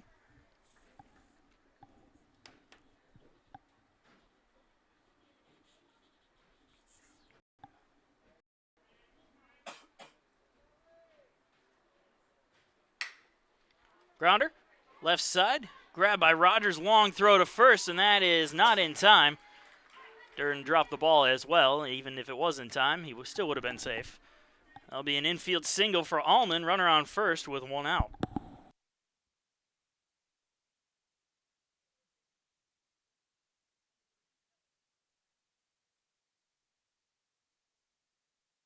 So Kevin Clanton coming up to bat. 1 for 2 with a run scored and a single. Runner on first with 1 out.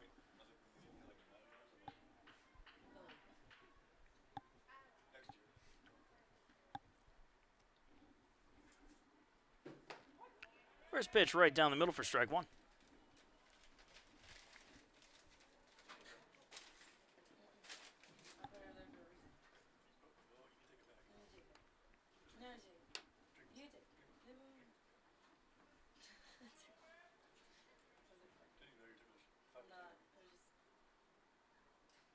We got 1. Popped up. Shallow left field. Smithers coming in, and he will make the catch for the second out.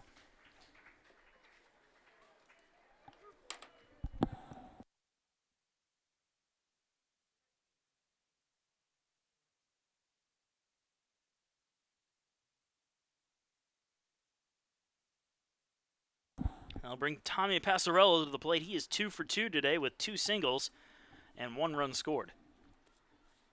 Still a runner on first now with 2 outs here in the top of the 5th inning. Check throw over to first base, not in time.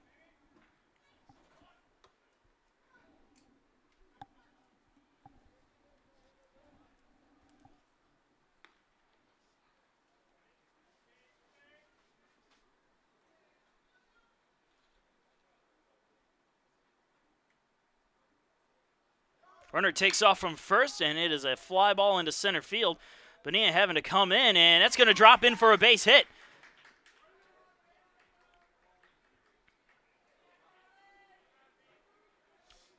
Watcher ran back trying to make the catch, and just out of his reach. Good effort, though. Neither he or Bonilla could get it.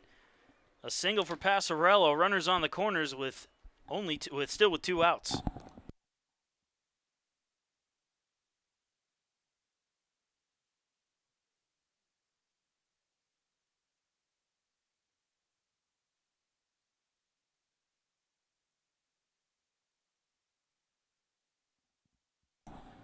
Tyler White coming to the plate was hit by a pitch, and that drove in a run his last time up.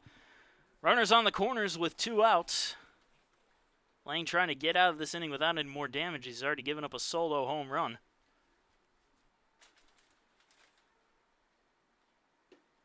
Pitch missing low for ball 1.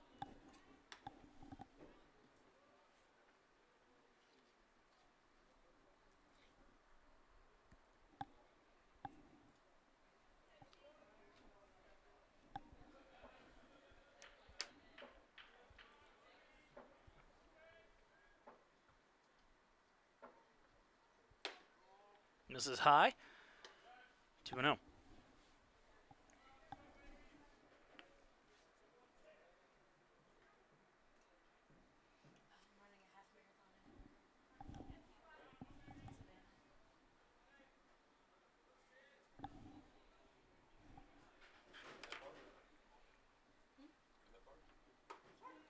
Inside corner for a call strike, 2-1.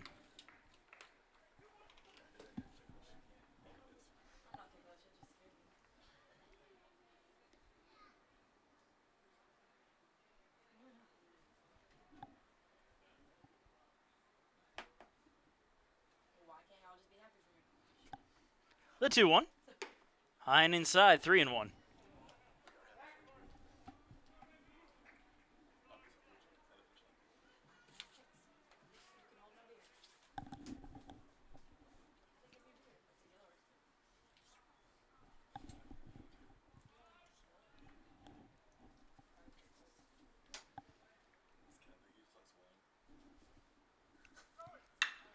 Ripped fair down the third base side, and that's going to go into the corner for extra bases. 1 run scores. They're waving the other runner around. Coming home is Passarello. He will score. It is a 2-out, 2 RBI double for Tyler White, and Newberry now leading, if I can do the math right, 7-3. Scoreboard's not 100% operational, so gonna have to freehand it.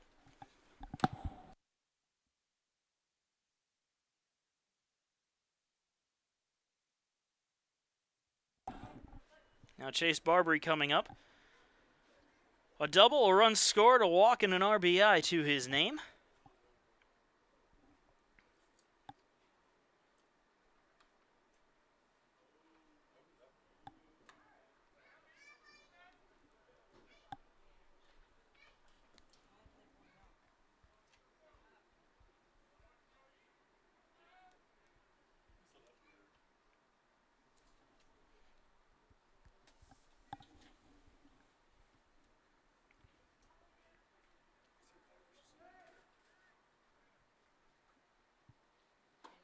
First pitch is in there for strike 1 to Barbary.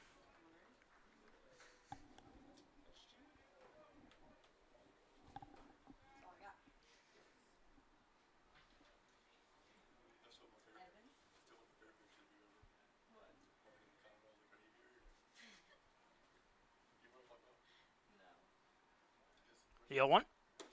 High and inside for a ball, 1-1.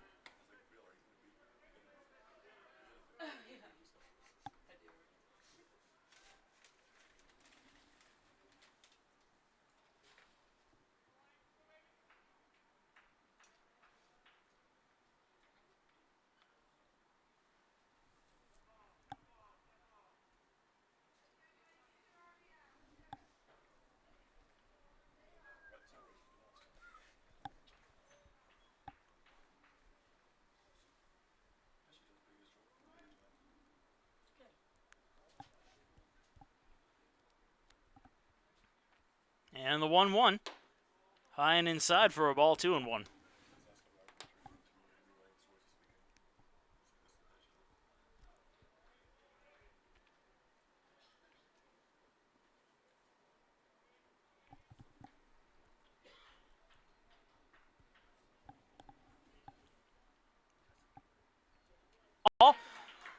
Runner's coming home, and he will score.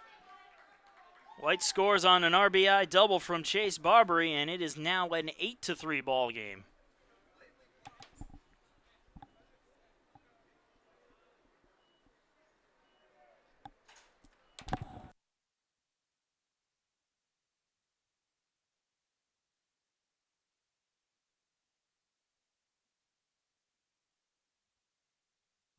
So it looks like we're going to have a pitching change as Kenny Thomas comes out of the Pacer dugout. We're going to take a short break while the new pitcher warms up. Be right back.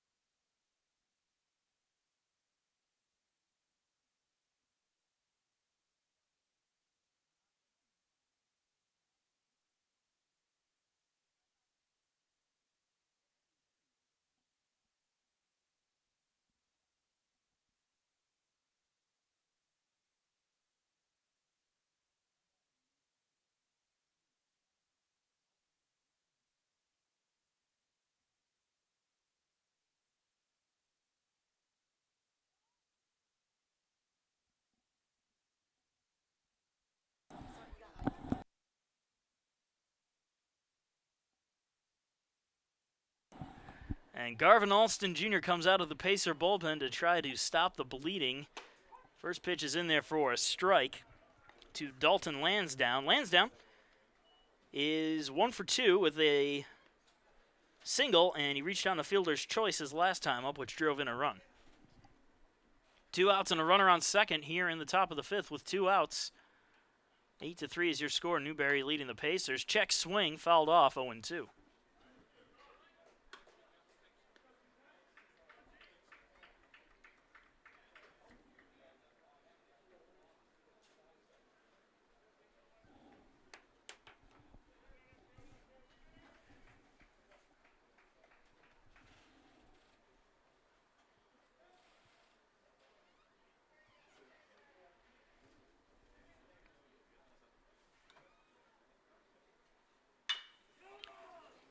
Chopper to first.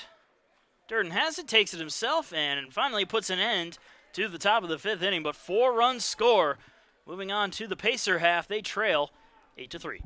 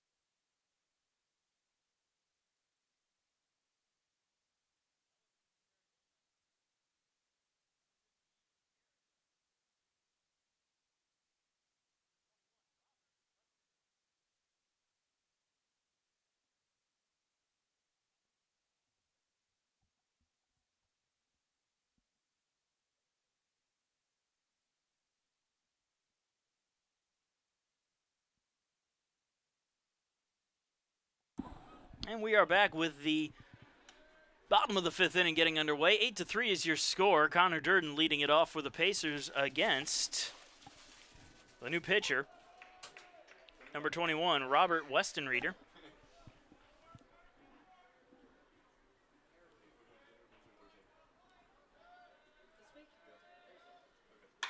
And Durden sends that one out into right field and deep near the warning track, and that's going to be caught for the first out.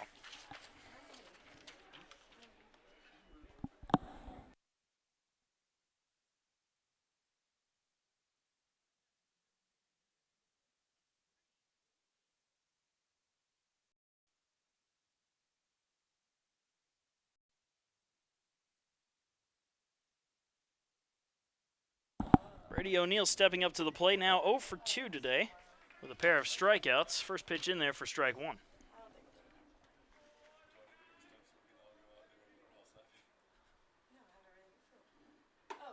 Pitch high and outside for ball, 1-1.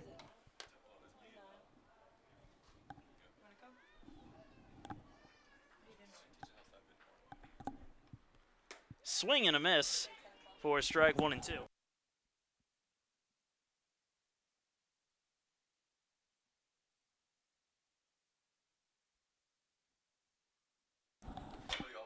Popped up, shallow right field. And that one is caught for the second out.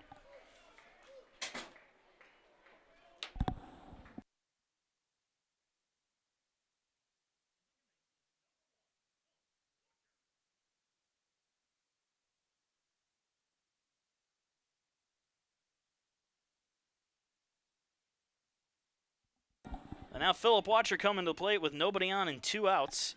Reached on an error and came around to score his last time up. First pitch in there for strike 1.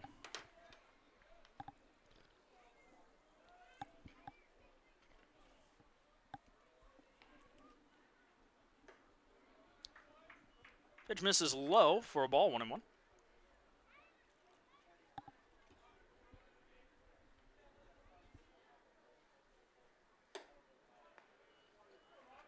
Count now 2-1 to Watcher.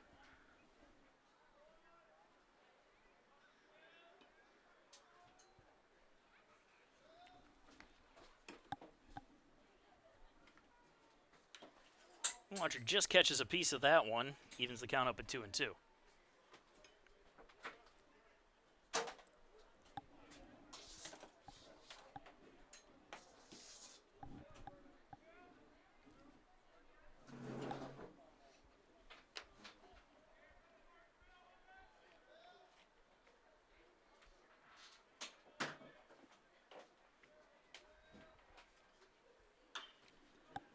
Fouled off. Watcher just staying alive.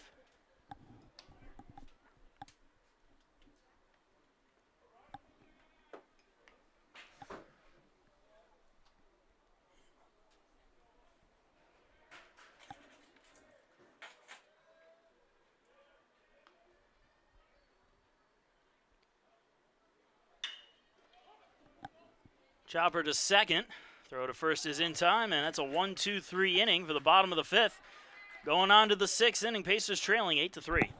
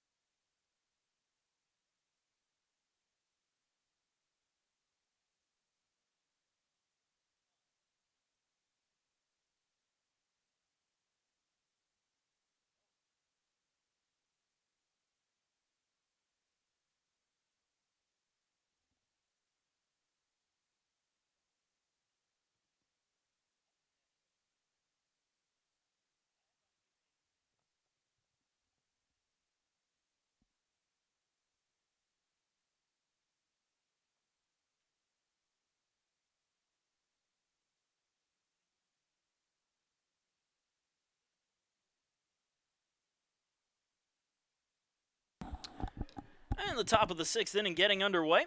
Garvin Alston back out there for the Pacers, facing off the leadoff man, Danton Hyman. First pitch in there for a strike.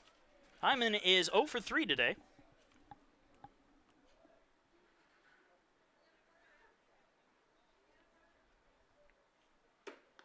Misses high for a ball. 1-1.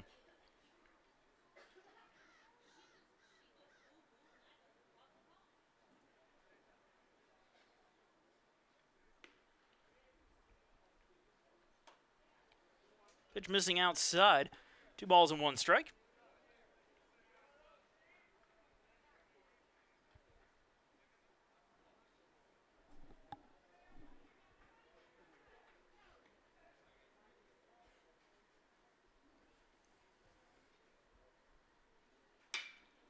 Lace the other way into left field. That'll drop in for a base hit. Smithers cuts it off. Digging for 2 is Hyman, and he will make it in there with a sliding leadoff double here in the 6th.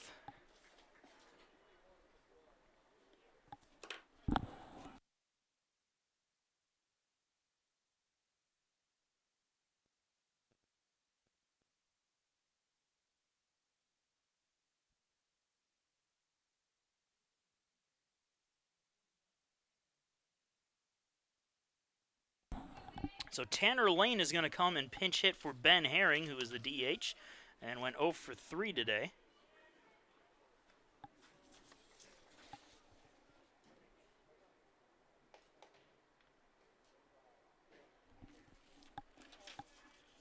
Runner on second with nobody out. First pitch low and inside for ball 1.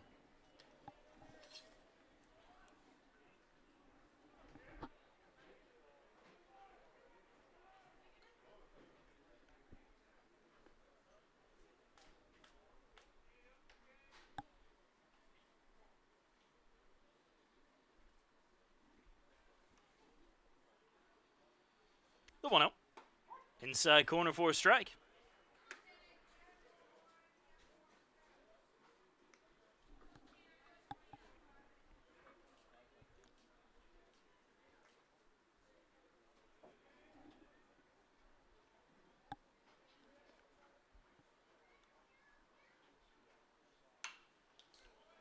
That one fouled off, 1-2.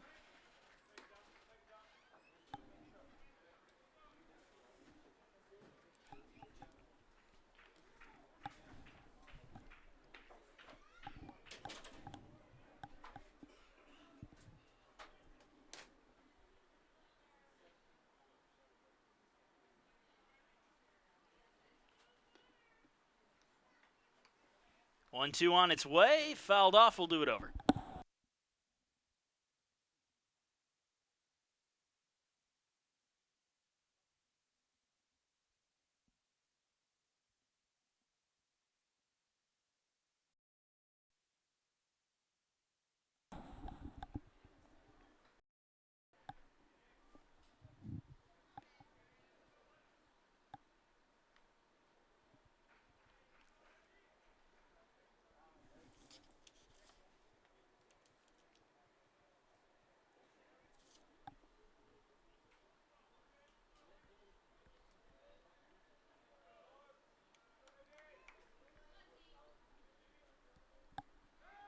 And Alston steps off the rubber.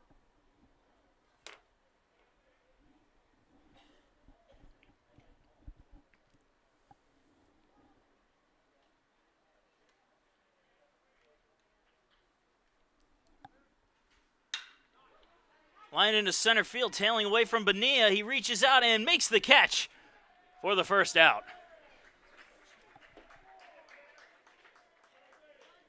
Great catch there by Jose Bonilla. Possibly saved a run.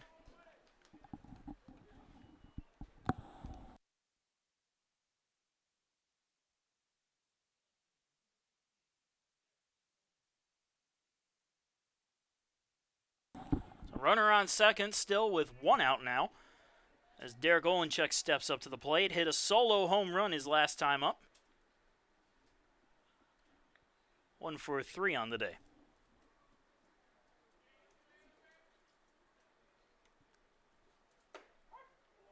Pitch is in there for a strike. 0-1.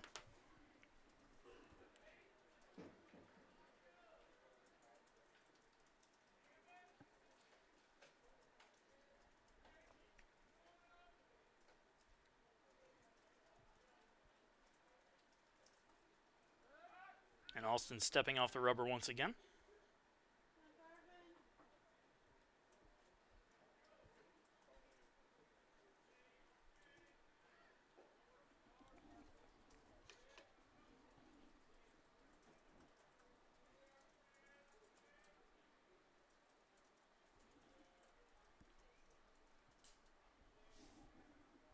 The 0-1. A chopper to first. Durden has it, takes it himself for the second out. Runner advances on the play, however. So it's 2 outs with a runner on third for Colin Allman.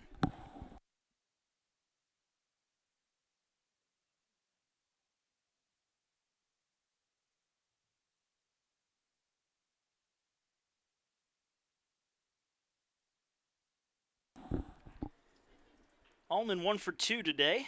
Was hit by a pitch, singled, and has scored 2 runs. Runner on third with 2 down here in the top of the 6th inning. First pitch inside for ball 1 from Alston.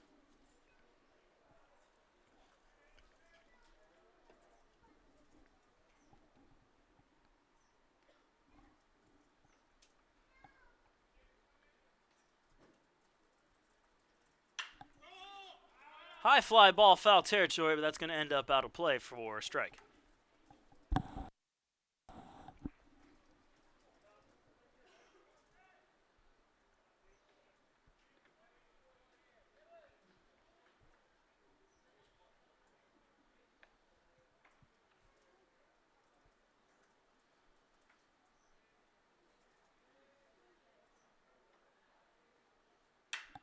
Another high fly ball. Again, foul territory, first base side. This could stay in play, and it bounces just on top of the Newberry dugout. Great effort there from Durden and from Alston, who really rushed on over there.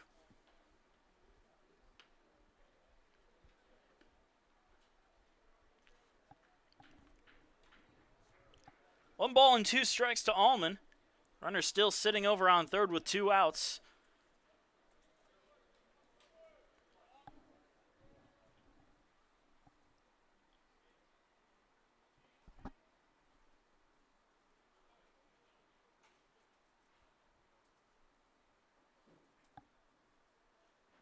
Swing and a miss. Alston fans him with a fastball, and that will do it. Newberry leaves 1 man stranded on third. A scoreless top of the 6th. Bottom of the 6th coming up. Pacers trailing 8-3.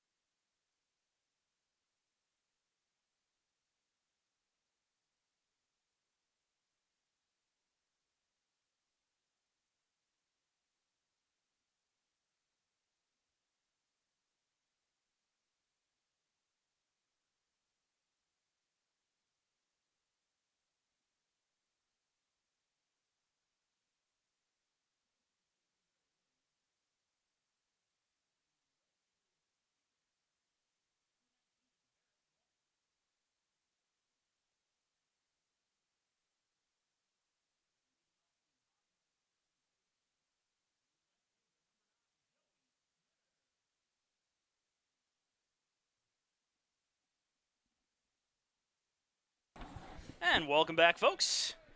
We are in the bottom of the sixth inning. Joey Smithers leading it off for the Pacers against Barrett Walton, the new Wolves pitcher. First pitch missing low for a ball.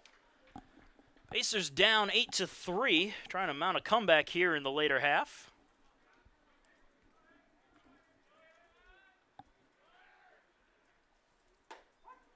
And a pitch in there for a strike, 1-1.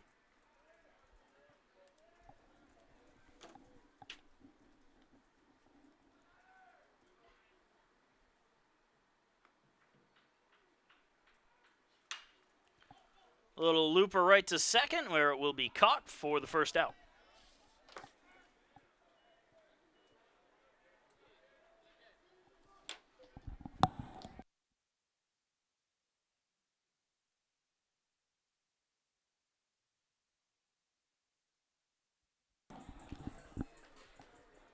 So Chandler Rogers digs in now with one out and nobody on.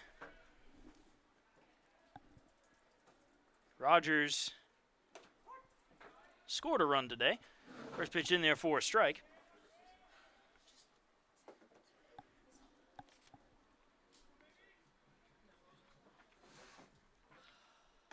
The 0-1 in there for a strike, 0-2.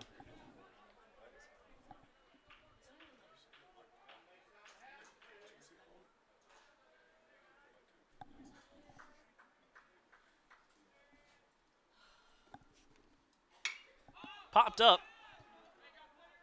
Right side. Right in foul territory will be caught for the second out. So now Jose Bonilla will come to the plate with nobody on and two out.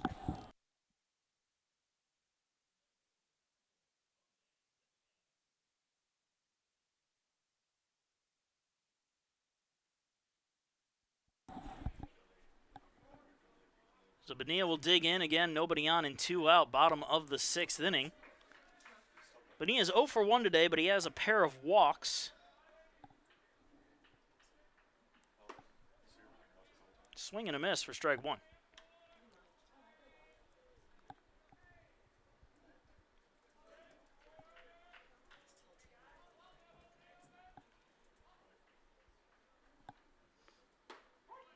Pitch on the outside corner for a strike, 0-2.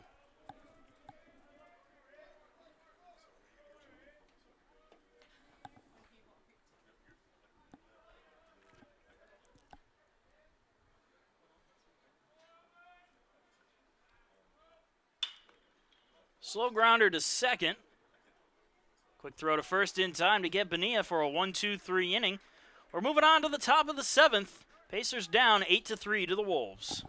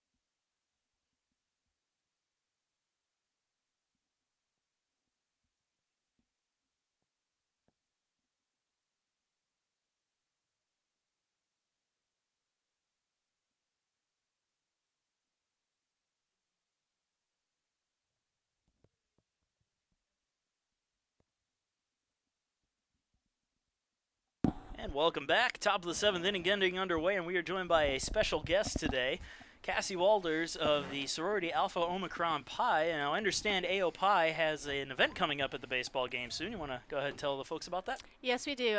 We pair up every year with the baseball team for strikeout arthritis.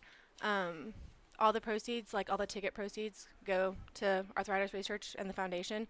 We have blow-up slides, we have food, games, just a ton of fun stuff. We have basket raffles that we do to raise money, so it's a ton of fun stuff. Now, why is it called strikeout arthritis? Is there something you do whenever a strikeout happens, or? So we do have girls go up in the stands. We call them the strikeout girls, and that's just they can buy stuff to raffle off. But other than that, I guess just to go with baseball. I guess I don't really know. So really want to you hope that the Pacers have a big strikeout day. That way you guys can keep Right. going throughout the stands and collect as much money Every as possible. every time someone strikes out. Yep. Oh, that's good. And Yeah. how will they be able to spot you guys? Will you be wearing your letters, or will you have anything special that you're wearing? Yeah, so the first day we wear our chapter letter shirt. It says AOPI in big block letters. And then the second day, all of us have baseball jerseys that say AOPI on it. So, and we'll all be matching. So, Okay, so it should be easy to spot yeah, it's you. very easy to spot us. And there's a ton of us, so you will see us. I remember from my days in college, AOPI was quite the big sorority. Yep. Now, there's certain incentives to try to get some of the students and some of the fraternities out to try to support this as well. They really just, everybody helps out. We do on Friday, we have a barbecue. So, and we also do, really, if they come, I think if some of the fraternities and sororities come, they get points and stuff. So they could win our philanthropy week. All the fraternities and sororities compete against it, and we do the same for them. So we always have a really good turnout with all of them. Everybody's really supportive. So I remember when I went to school here, I was a member of Tau Kappa Epsilon, and during the strikeout for arthritis, it was also coinciding with AOPI's Rose Bowl. Yep. So you'd get the fraternities to come on out so they could score points for the Rose Bowl. Is that something Yep. that you're doing this year Yeah, as well? so this whole week is a Rose Bowl week. Yesterday we had Smack Out Arthritis, I think we changed the name. So everybody just came up. You put your handprint on our banner, which will also be hanging up here. We take donations. We're also raffling off a Yeti. Today I think we did pizza. Tomorrow we are giving out donuts. Thursday we're doing a flag football game. And then Friday's the barbecue. So it's a whole week-long thing. So we get donations by that. And then the sororities and fraternities also compete against that to win our whole Rose Bowl week. Sounds like fun. We're going to come back with a few questions in a minute, but there's a new pitcher coming into the Pacers. So we're going to take a short break and be right back when the new pitcher warms up. What's that first one to say? Pi Kenny Thomas? The last couple years they've been able to pie Kenny Thomas. They pay money for donations. Are we gonna do that again this year? Wait, do what? They've been they would after the games, Kenny Thomas would get pie. People would say, "Hey, we'll get $5 to pie Kenny Thomas." Oh, really? Yeah. I know we did that last year. We had Angel Miano.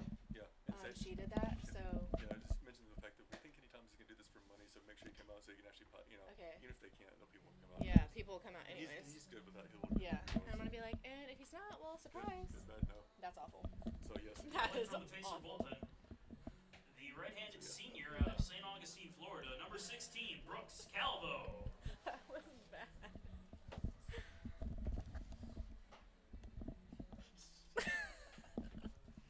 That was an awful picture.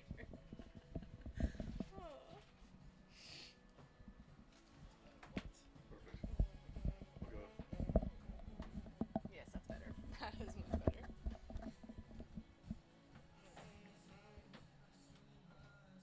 I wonder if anybody's listening. I wonder. We got a fair few listeners. Oh, goodness. That a little bit, yeah. We get a fair few listeners, and most of them come in after the game. So, you probably got about 70,000 people that are listening. No, I at this very don't. moment. Usually our games get between 600 and 800 people that watch it. Really? Wow. For Or baseball, as Kenny Thomas would say. 18,000. 18,000. Oh, somebody's mic is still low.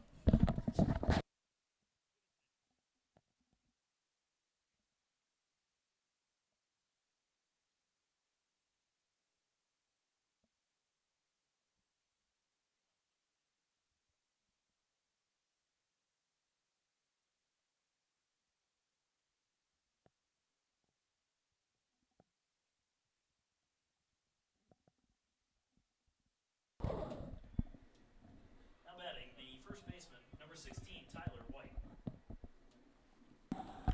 And so we are back. New pitcher on the mound for the Pacers. Brooks Calvo comes into the game for Garvin Alston. And I got a couple more questions for you, so don't think you're off the hook just yet, Cassie.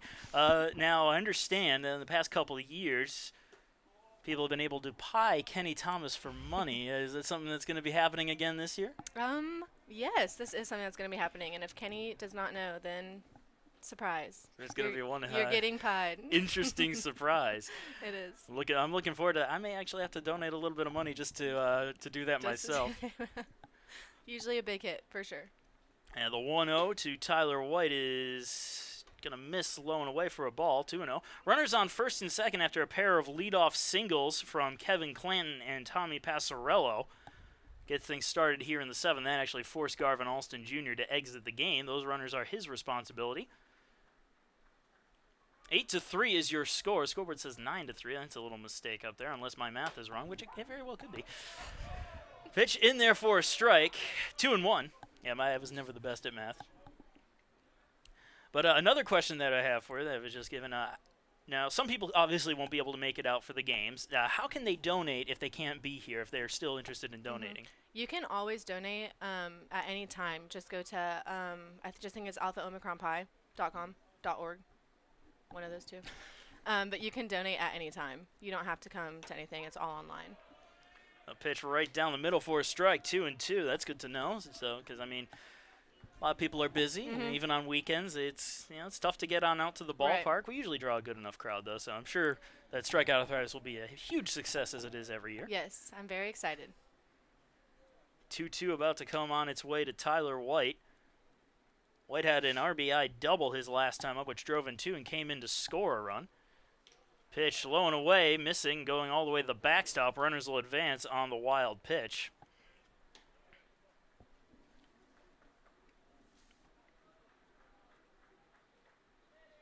Now, one of the questions I have for you is, I've noticed that A.O. Pie throughout the years has done a lot with baseball. How did that all, do you know how all that got started necessarily? Honestly, I do not. I have no idea. We've done strikeout arthritis. It's not even like a USC Aiken thing. Like, all chapters around the United States do strikeout arthritis. So I guess it's just something that just AOPI everywhere does. But we're super thankful for it. And now it gives us opportunities now. AOPI actually works the baseball games. So like today I came in at 6 and we sell tickets. We stand at the gates and we sell tickets. And actually that was Coach Kenny's idea. So helps out a lot. The catcher, number 6, Chase Barbary. And now the dreaded question for you. Are we still doing pie and AO pie? Will we be able to pick our favorites and throw a pie at them? We will always do pie and AO pie. You can pick somebody. We usually have volunteers, very few volunteers, but you can't. Y'all can pie me. You'll have to donate a ton of money, but I will let you pie me. I'm on a limited salary, so don't make it too much. Y'all can buy me for sure. Our SID is saying he's got the money, so it's gonna it's gonna happen. Pacers are going to intentionally walk Chase Barbary. He's been a danger all day. A pair of doubles, a run scored, and 2 RBIs on the day. And that's going to load up the bases with 1 out here in the top of the 7th. What do you think of this move? Now, you weren't expecting a baseball question, were you? I was not expecting a baseball question. Volleyball, basketball. The second baseman, number 29, Dalton Lansdowne. And this isn't your first time on the mic, is it, Cassie? You've done some help with volleyball, a little bit of help with basketball as well. Are you thinking this is something you want to do for a career, possibly? My major is actually exercise and sports science. I just love sports. I've never played sports, but I love watching sports. So I'm thinking either athletic training for a career or just occupational therapy. I'm really not sure. But yes, I love sports. Well, that's a good thing. I absolutely love them too. What now? I know we're watching baseball, but and you don't have to feel pressured into saying that is your. But what is your favorite sport? Football. Okay, sure. Football. Yes. Pro or college? College. I know. And KU basketball all the way. Not USC Aiken basketball? I can't. No, KU basketball. Wow, you're turning on your own school. Ground ball here up the middle. That's going to get through for a base hit. 1 run scores. Stumbling over at third base was Passarello. They're going to hold him up. Bases remain loaded on an RBI single by Lansdowne, and it is now a 9-3 ball game. A little comical moment over there, but he didn't get thrown out, so I guess he won't have to get ribbed too hard. The center fielder, number 1, Danton Hyman.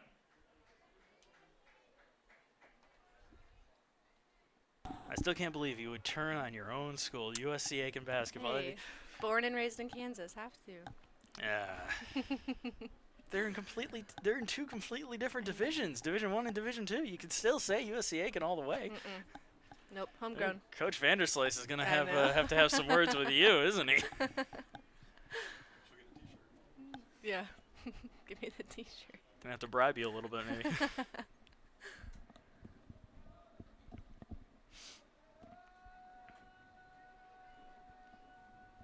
And here comes the 0-1. That's right down the middle, 0-2. Bases loaded, 1 out here in the top of the 7th inning. It's now 9-3 Newberry. Looking eerily similar to the game earlier last week. I say earlier in the season. Technically, it is earlier in the season, as I get a look from our SID. I think I've just been fired for the 300th time. Yes, I have been fired for the 300th time. So I'm going to turn it over to you, Cassie. You go ahead and enjoy covering the rest of the game. This has been Marcus Johnson signing out. You don't want to get very far with me. It's really not all that difficult covering a baseball game. It goes at a nice slow pace. All you got to do is remember names and pronounce them, hopefully the right way. Semi-correctly. Yeah, that's. I mess up every now and again. Happens. And they're ribbing me again over here in the press box. Just because I messed up my first broadcast left and right doesn't mean I don't know the difference. 0-2 on its way, and that one's fouled off. We'll do it over.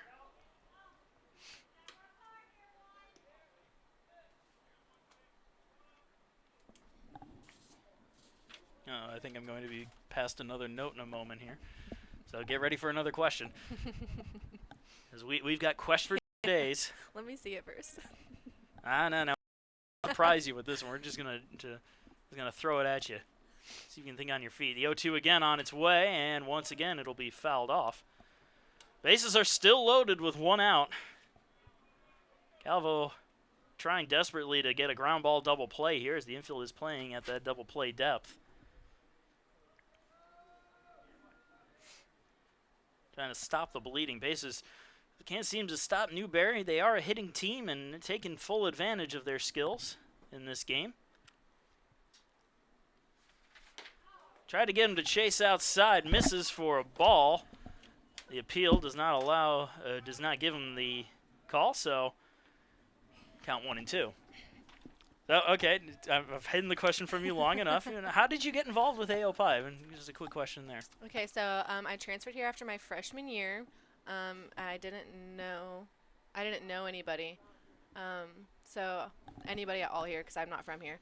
So I just decided to do Greek life, and I bet people say this all the time, but I knew on the second night of recruitment that I wanted to be an AOPI. That'll usually happen. You just get a good feel. You know. Yeah. I really did. Well, I actually knew my senior year in high school. I had a good friend who graduated a year before me, and he rushed teak here at school, and he said, "Oh, I absolutely love it." So I'm like, "All right, well, I guess I'm going to be a teak." And senior year in high school, I was already recruited. That's so funny. But what year are you right now? I'm a junior. Junior. So you've been here for 2 years, and so you've gotten involved with AOPI. Yeah.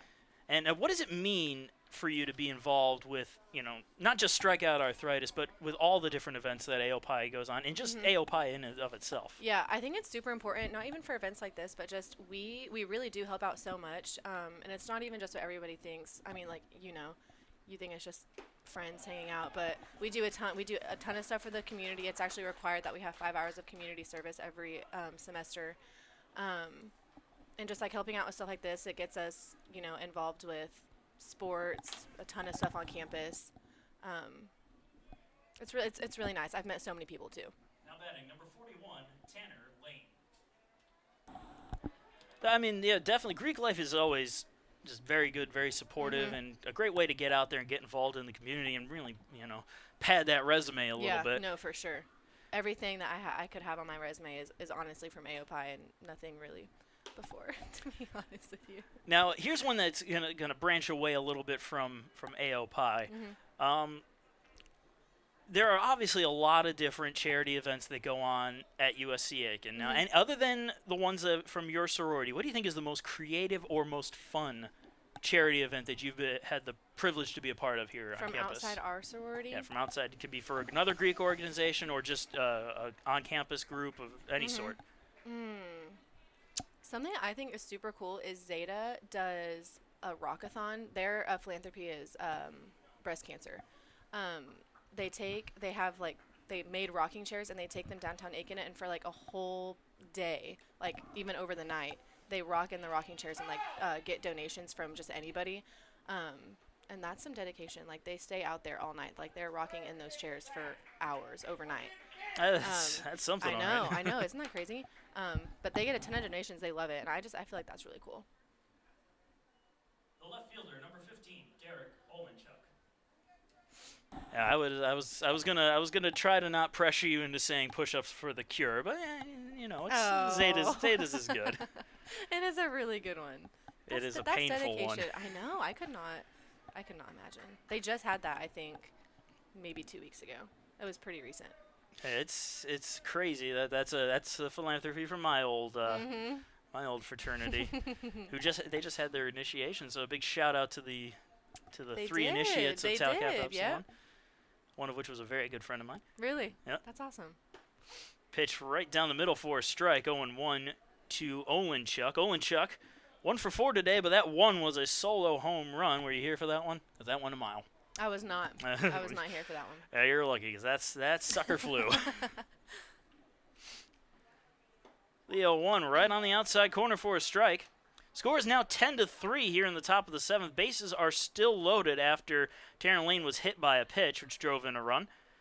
0-2 count to Olenchuk. Calvo just trying to get out of this inning without any more damage.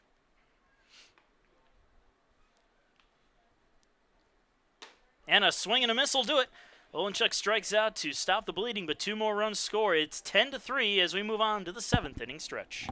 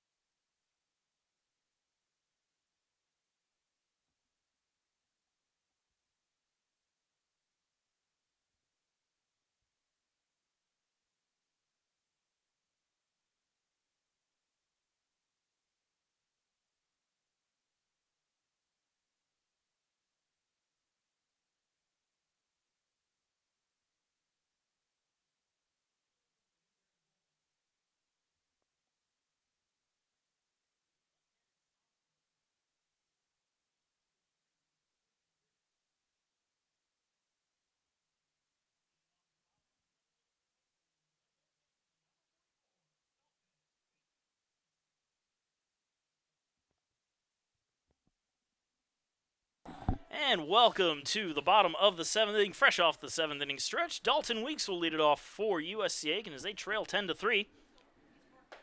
Quentin Driggers is the new pitcher for Newberry, and the first pitch he throws is in there for a strike.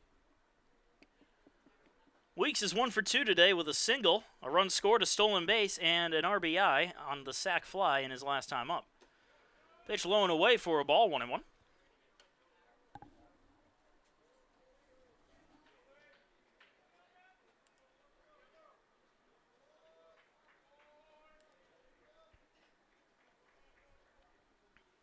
And Weeks pops that one up behind the plate and out of play.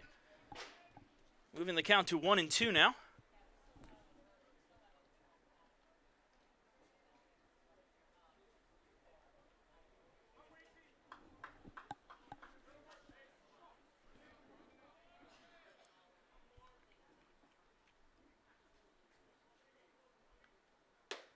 High and outside for a ball, 2-2.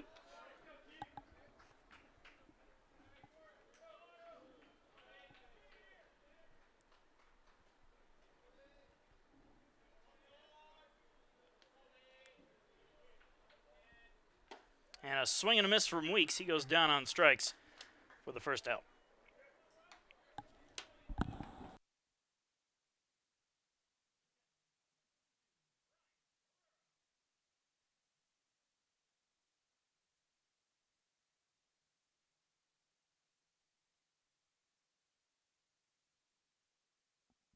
So Brian Pereira will step to the plate, 1 for 2 today with an RBI single, a walk his last time up.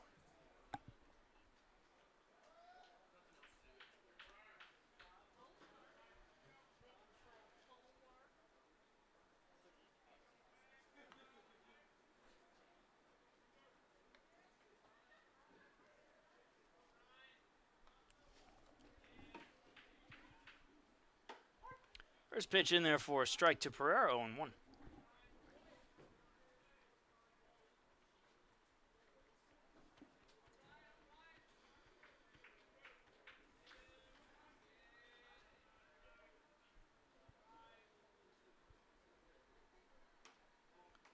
Pitch outside for a ball.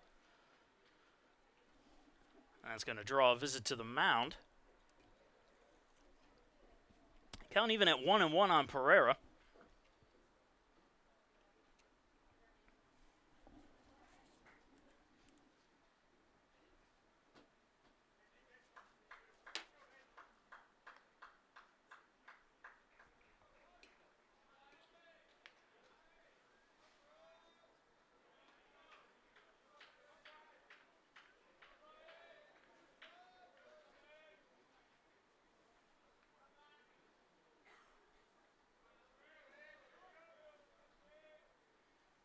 One on its way. And that one is in there for a call strike, 1-2.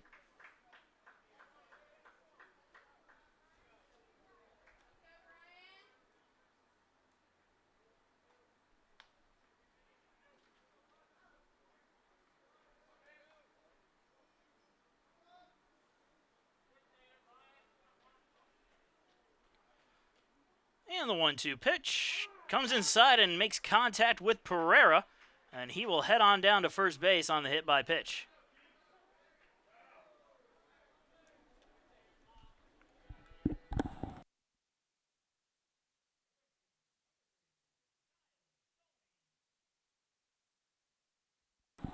So Niall Goings coming to the plate. He's 0 for 3 today, but he's got a runner on first with 1 out. Tries to make something happen.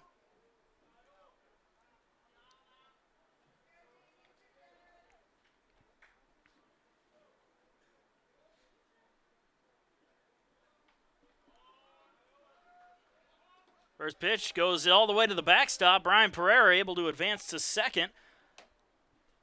I want to call that one a wild pitch, but I almost might call it a pass ball. Either way, Pereira's safe on second and a 1-0 count to Niall Goings.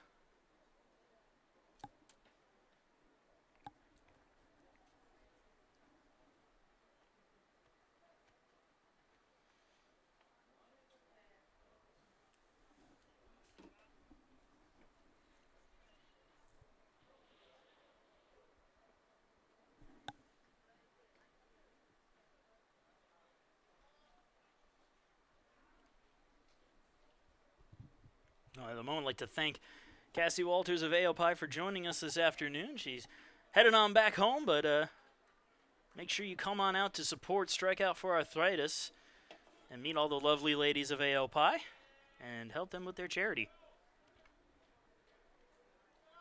The 1-0 to Goings. This is low and inside for a ball, 2-0.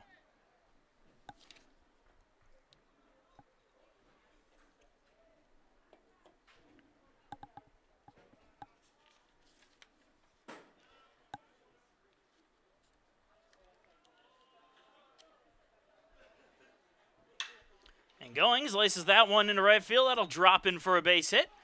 Pereira will hold up at third as the throw comes in. Oh, 1-out single for Goings puts runners on the corners with only 1 out.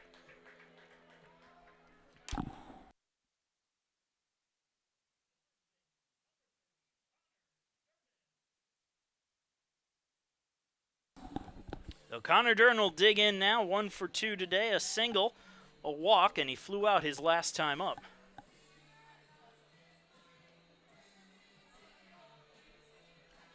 Runners on first and third for Durden with only 1 out. Trying to chip away at this lead.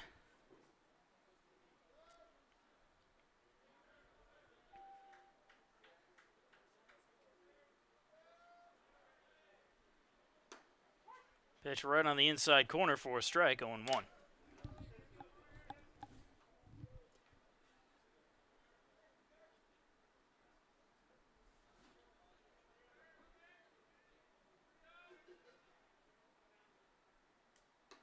Pitch high and outside for a ball, 1-1.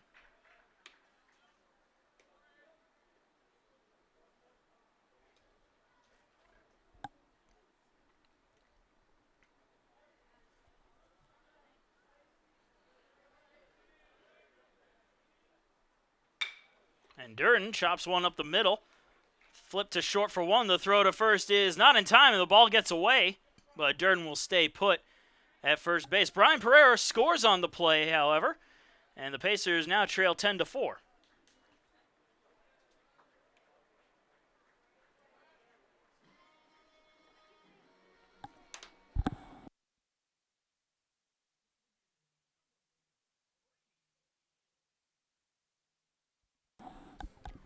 So Brady O'Neill will come in to hit now, the DH for today's game. He's 0 for 3. Runner on first with 2 outs and a 10-4 ball game.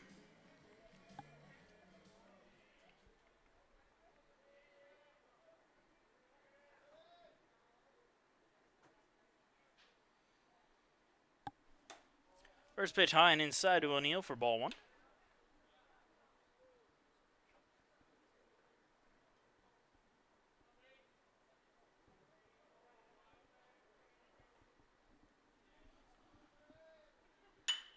And he sends that one out into right field, and it's going to be caught for the third and final out. The Pacers get 1 run as we move on to the top of the 8th. They trail Newberry 10-4.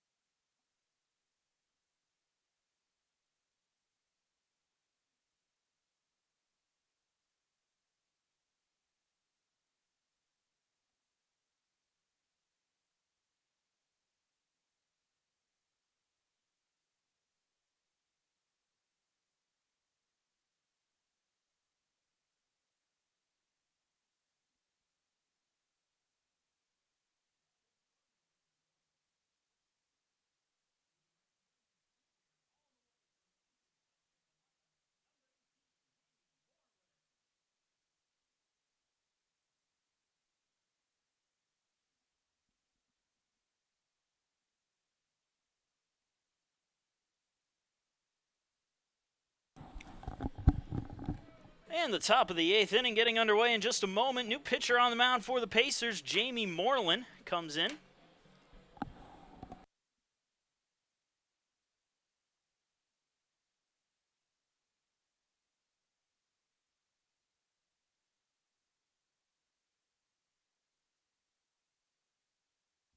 And leading things off for Newberry is Colin Allman, the shortstop. Struck out his last time up. He is 1 for 3 on the day with a single and 2 runs scored. Fouls that one off, 1-1.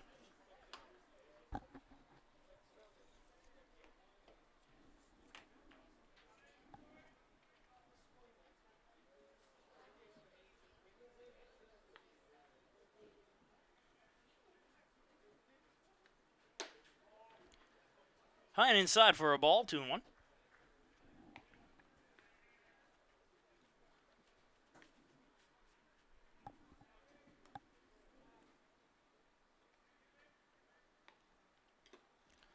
Ball low and away, 3-1.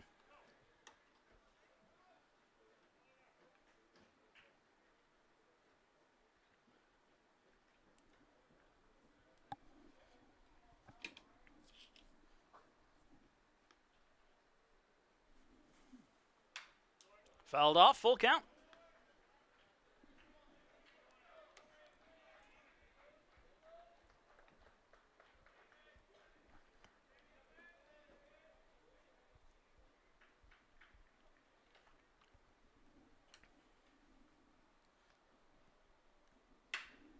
And that one's sent out of play near the Wolves bullpen and is going to end up out of the stadium entirely.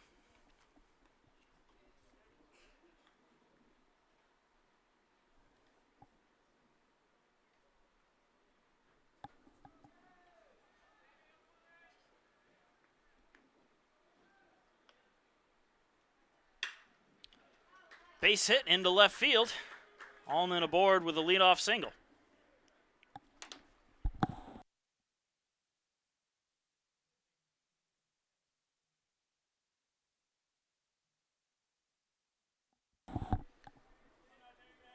Kevin Clanton coming up to bat, 2 for 4 today with a pair of singles and a pair of runs scored. One of those singles coming in his last at-bat.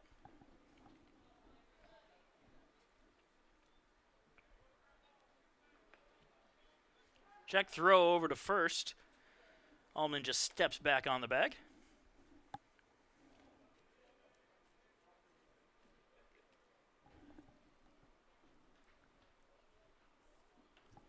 That hit him right on the ribs, and Clanton will take first on the hit by pitch.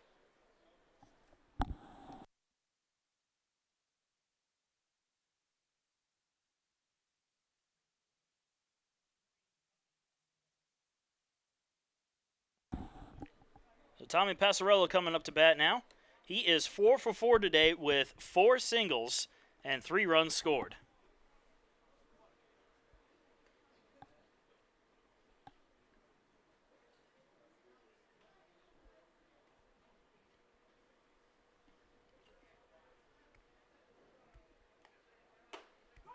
Curveball finds the zone, 0-1.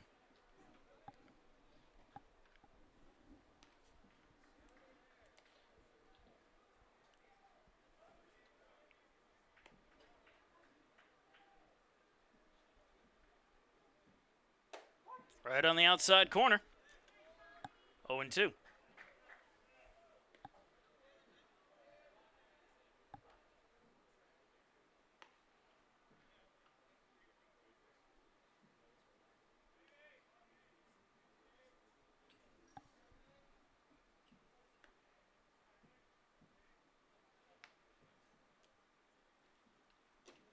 Low and inside, almost hitting him.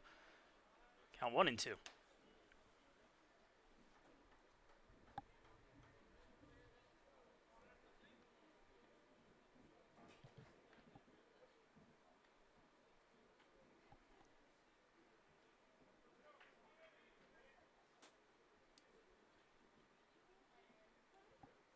Swing and a miss. Passarello down on strikes for the first out.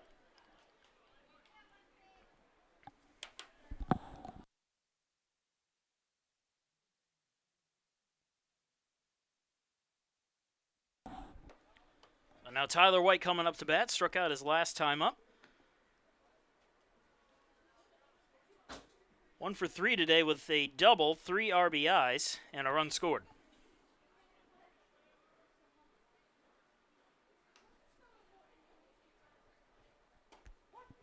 Pitch on the inside corner for strike 1.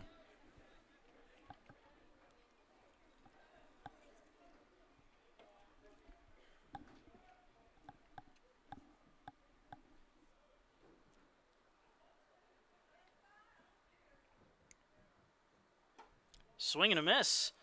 Moreland took a little bit off of that and got him to chase, 0-2.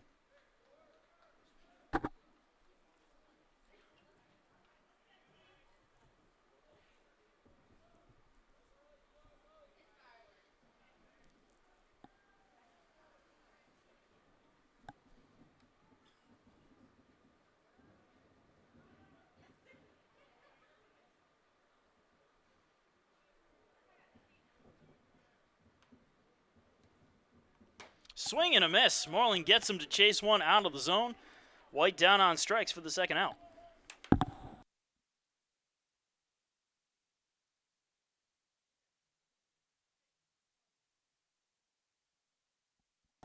And now Chase Barbary coming up to bat. Walked his last time up, but he is 3 for 3 on the day. 2 for 2 on the day, with a pair of doubles, a pair of walks, a pair of RBIs, and 1 run scored. Ball falls into the zone for strike 1.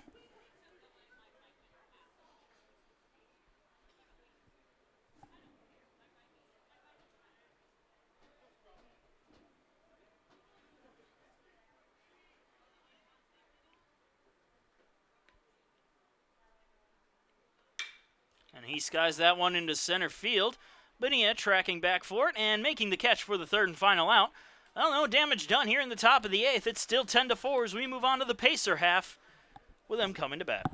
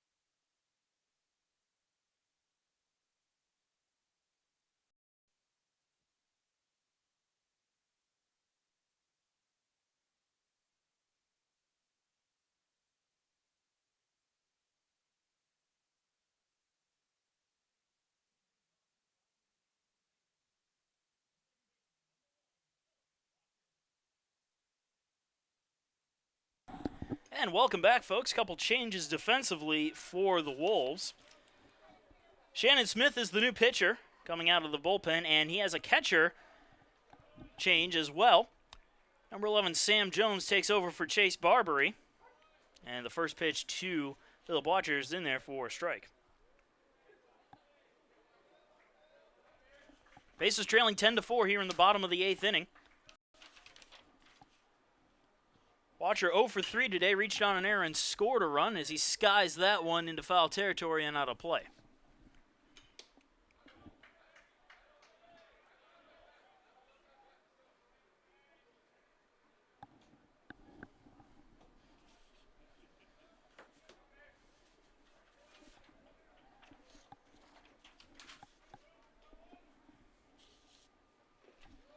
Ball in the dirt, 1-2.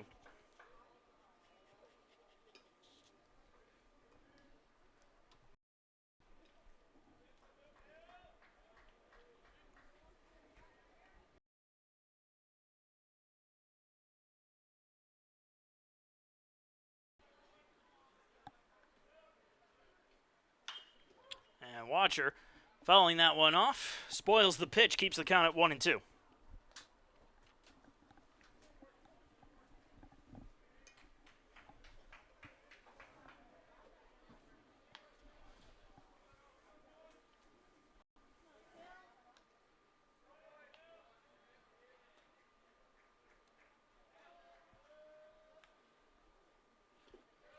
Low and inside for a ball, 2-2.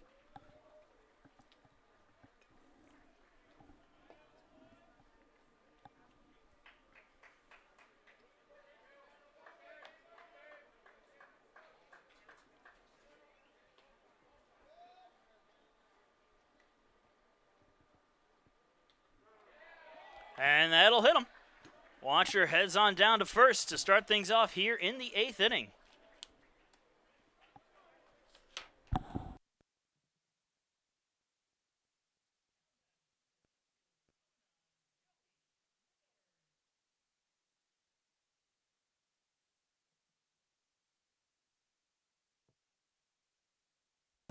So now Joey Smithers stepping to the plate. Smithers 0 for 2 today with a walk and a stolen base. Runner on first base with nobody out. This is trying to claw their way back into this one. First pitch in there for strike one.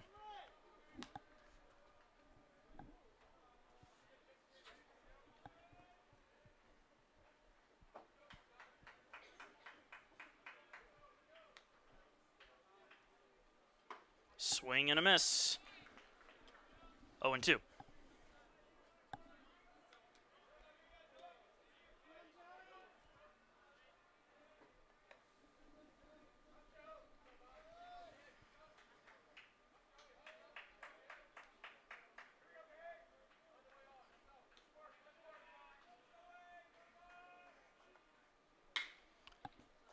This grounds that one foul. Keeps the count staying right where it is at 0-2.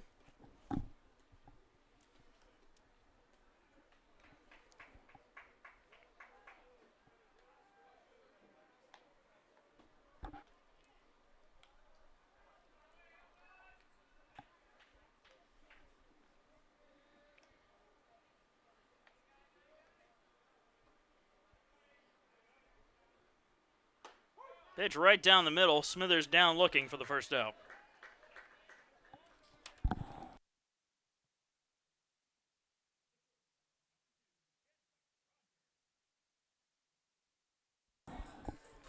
Chandler Rogers coming to the plate now.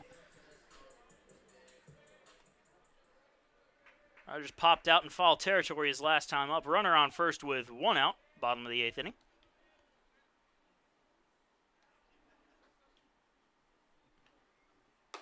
First pitch in there for strike one.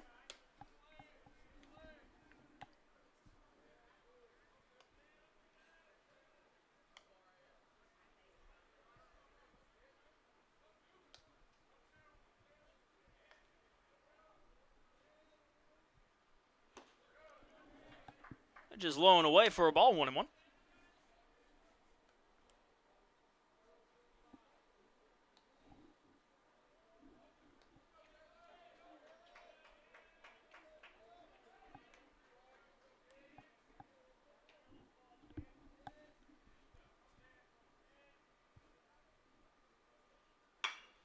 Grounded, fair down the third base side. Nice stop.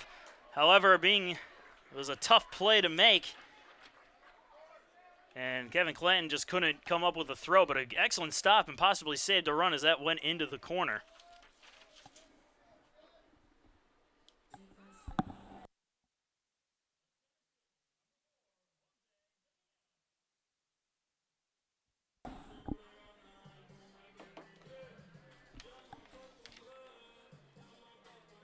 So Jose Bonilla coming up to bat with runners on first and second and only one out. Chance to make something happen late in the game. Bonilla's 0 for 2 with a pair of walks on the day. And he goes after the first pitch, popping it foul and out of play.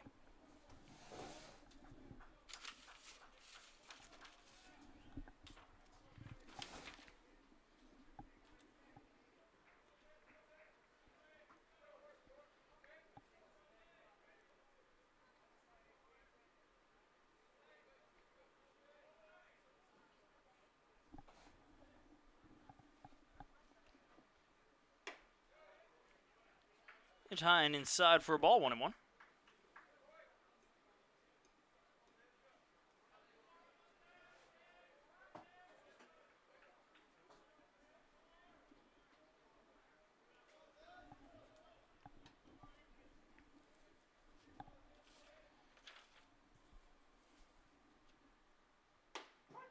Inside corner. Nia didn't like that call. 1-2.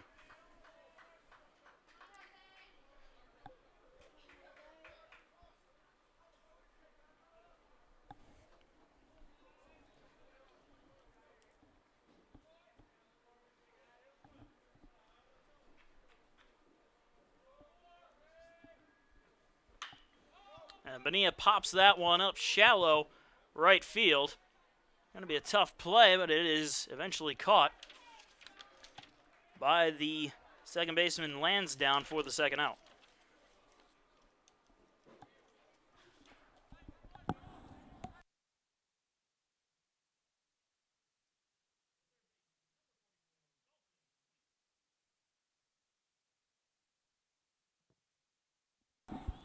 So now Dalton Weeks to the plate. Struck out his last time up. Is 1 for 3 today with a single, a run scored, a stolen base, and 1 RBI.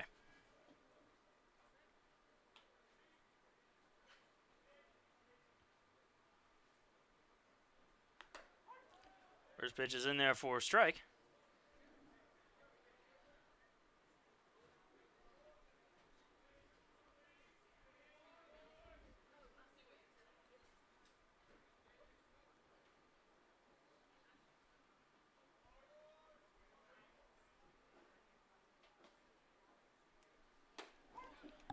Off-speed pitch falls into the zone, 0-2.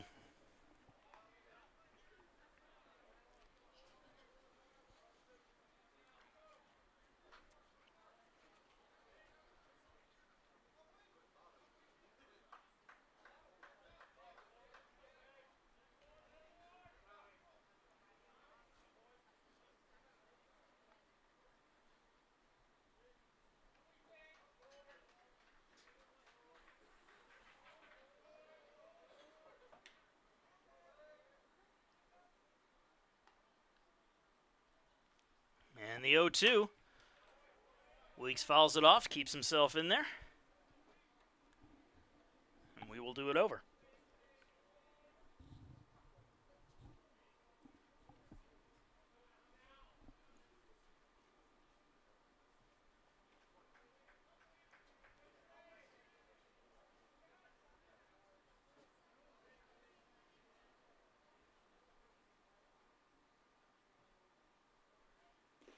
Ball in the dirt. Weeks lays off of it. Ball gets away. And the runners will advance one bag. And now both runners are in scoring position. A base hit here could turn this into a whole different ball game.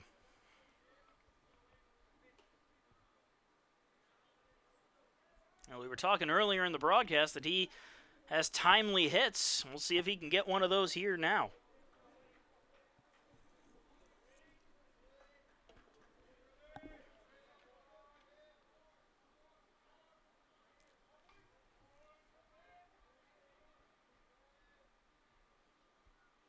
And a swing and a miss from Weeks will close out the bottom of the 8th and leave 2 stranded.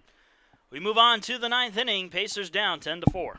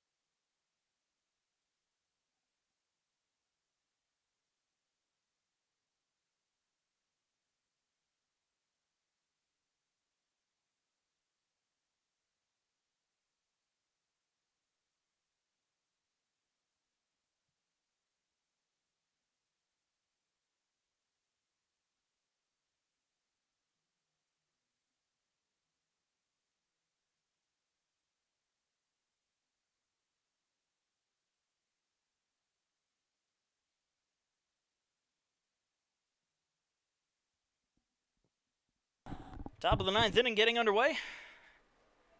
Hunter Rachels leads it off, pinch hitting for Dalton Lansdowne.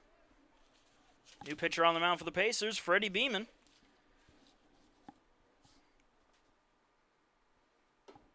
First pitch misses high for ball 1.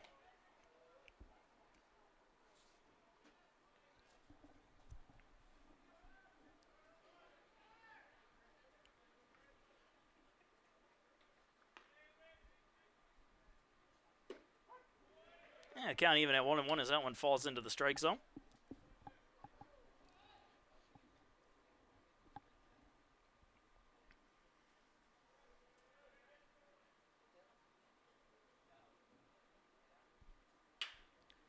And a little looper right back to Freddie Beeman. Almost looked like Pereira threw it back to him. That's how easy of a catch it was. And it's one away here in the 9th.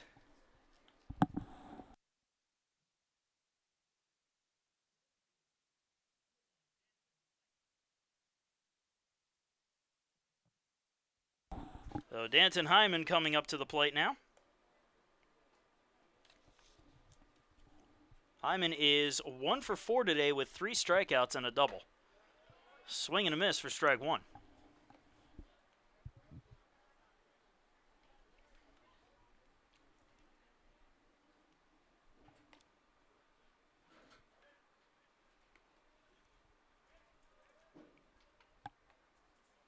Swing and a miss, strike 2.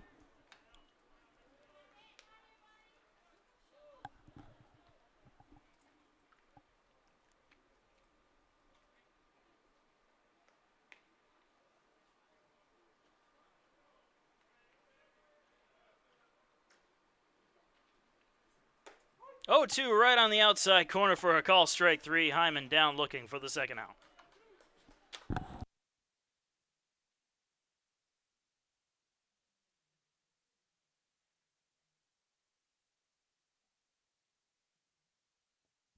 So Tanner Lane will come up to the plate now with 2 outs and nobody on. 0 for 1 today, was hit by a pitch in his last plate appearance.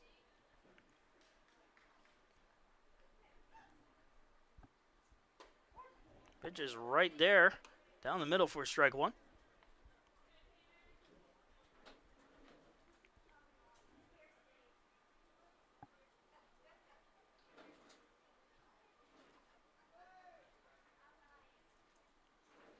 Misses high with that one, 1-1.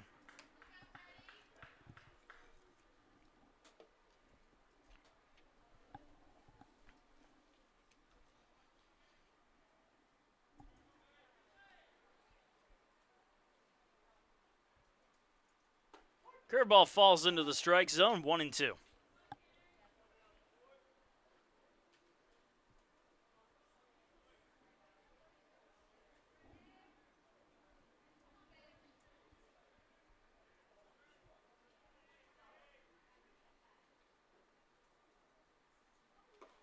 Ball low and outside, 2-2.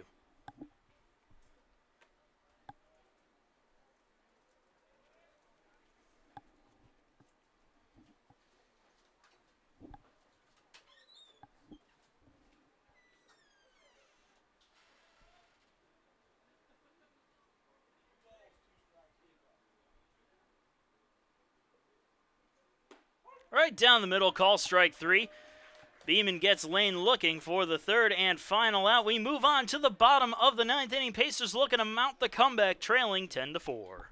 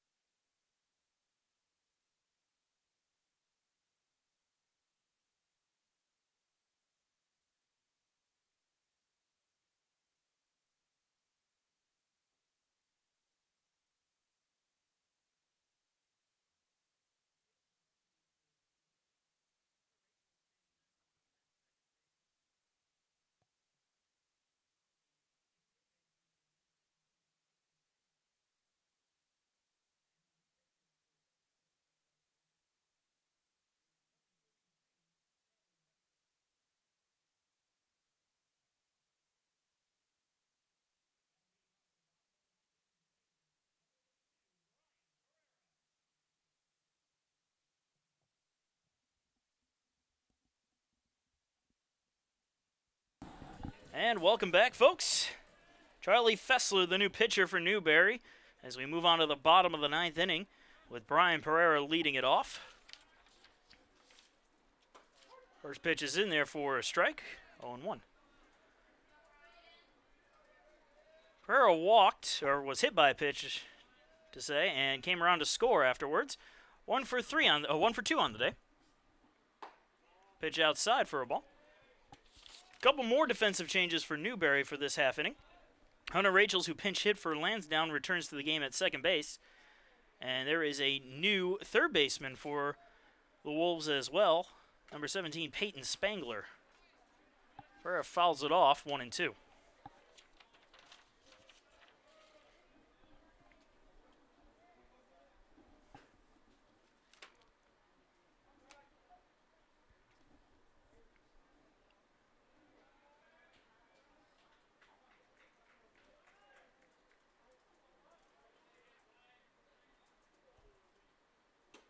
Misses outside.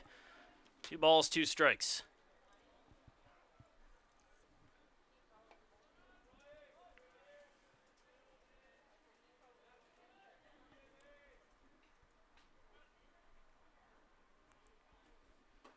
Right on the outside corner, Pereira down looking for the first out.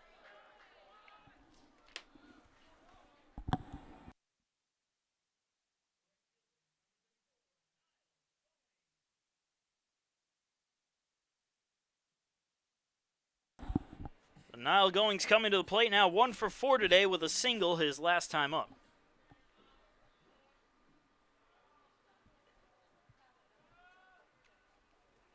First pitch right down the middle for strike 1.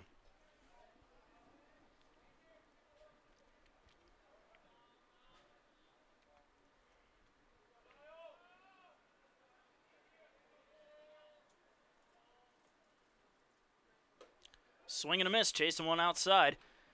Strike 2.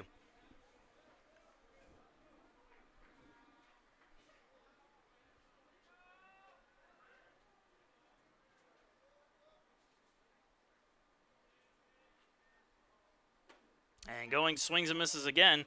Strike 3. Goings down on strikes for the second out.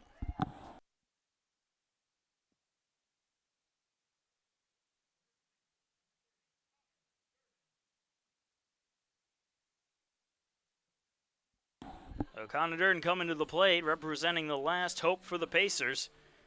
Reached on a fielder's choice, which drove in a run his last time up. He is 1 for 3 today with a single. Check swing, couldn't hold back, strike 1.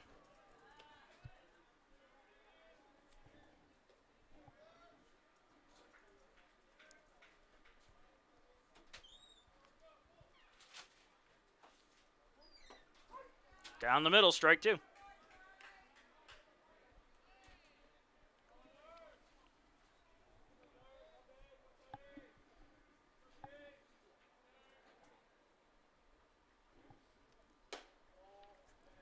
High and inside for a ball, 1-2.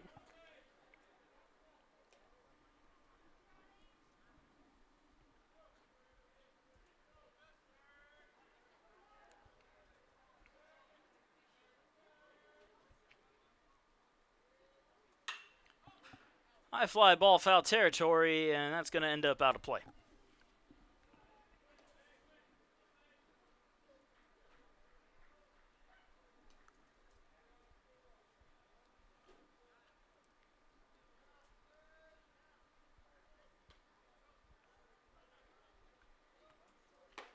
Misses outside, 2-2.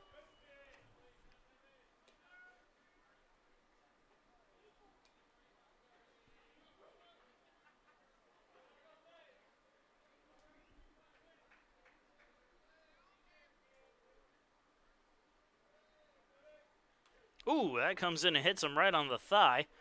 And Durden will head on down to first base to extend the inning.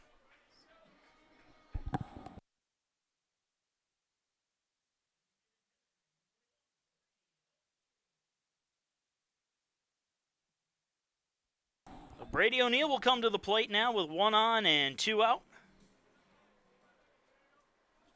O'Neill 0 for 4 today.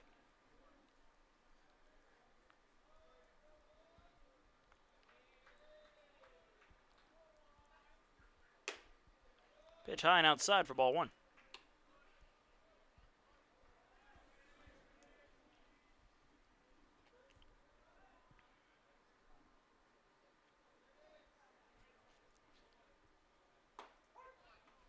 Pitch right down the middle for a strike, 1-1.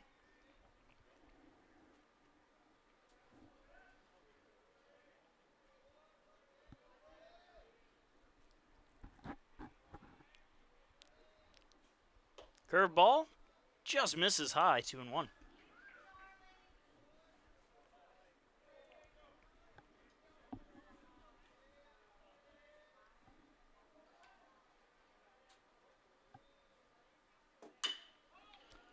O'Neill skies that one into center field, and that's where it will be caught for the third and final out. The Pacers fall to the Newberry Wolves by a score of 10-4. Pacers will be back in action on April the 20th for a 3-game set against Lander. That'll be Friday, April 20th at 7 p.m., then the next day, the 21st at 4, and then the Sunday, the 22nd at 1 p.m. But until then, I'm Marcus Johnson. Thank you for sticking with us, and have a good one.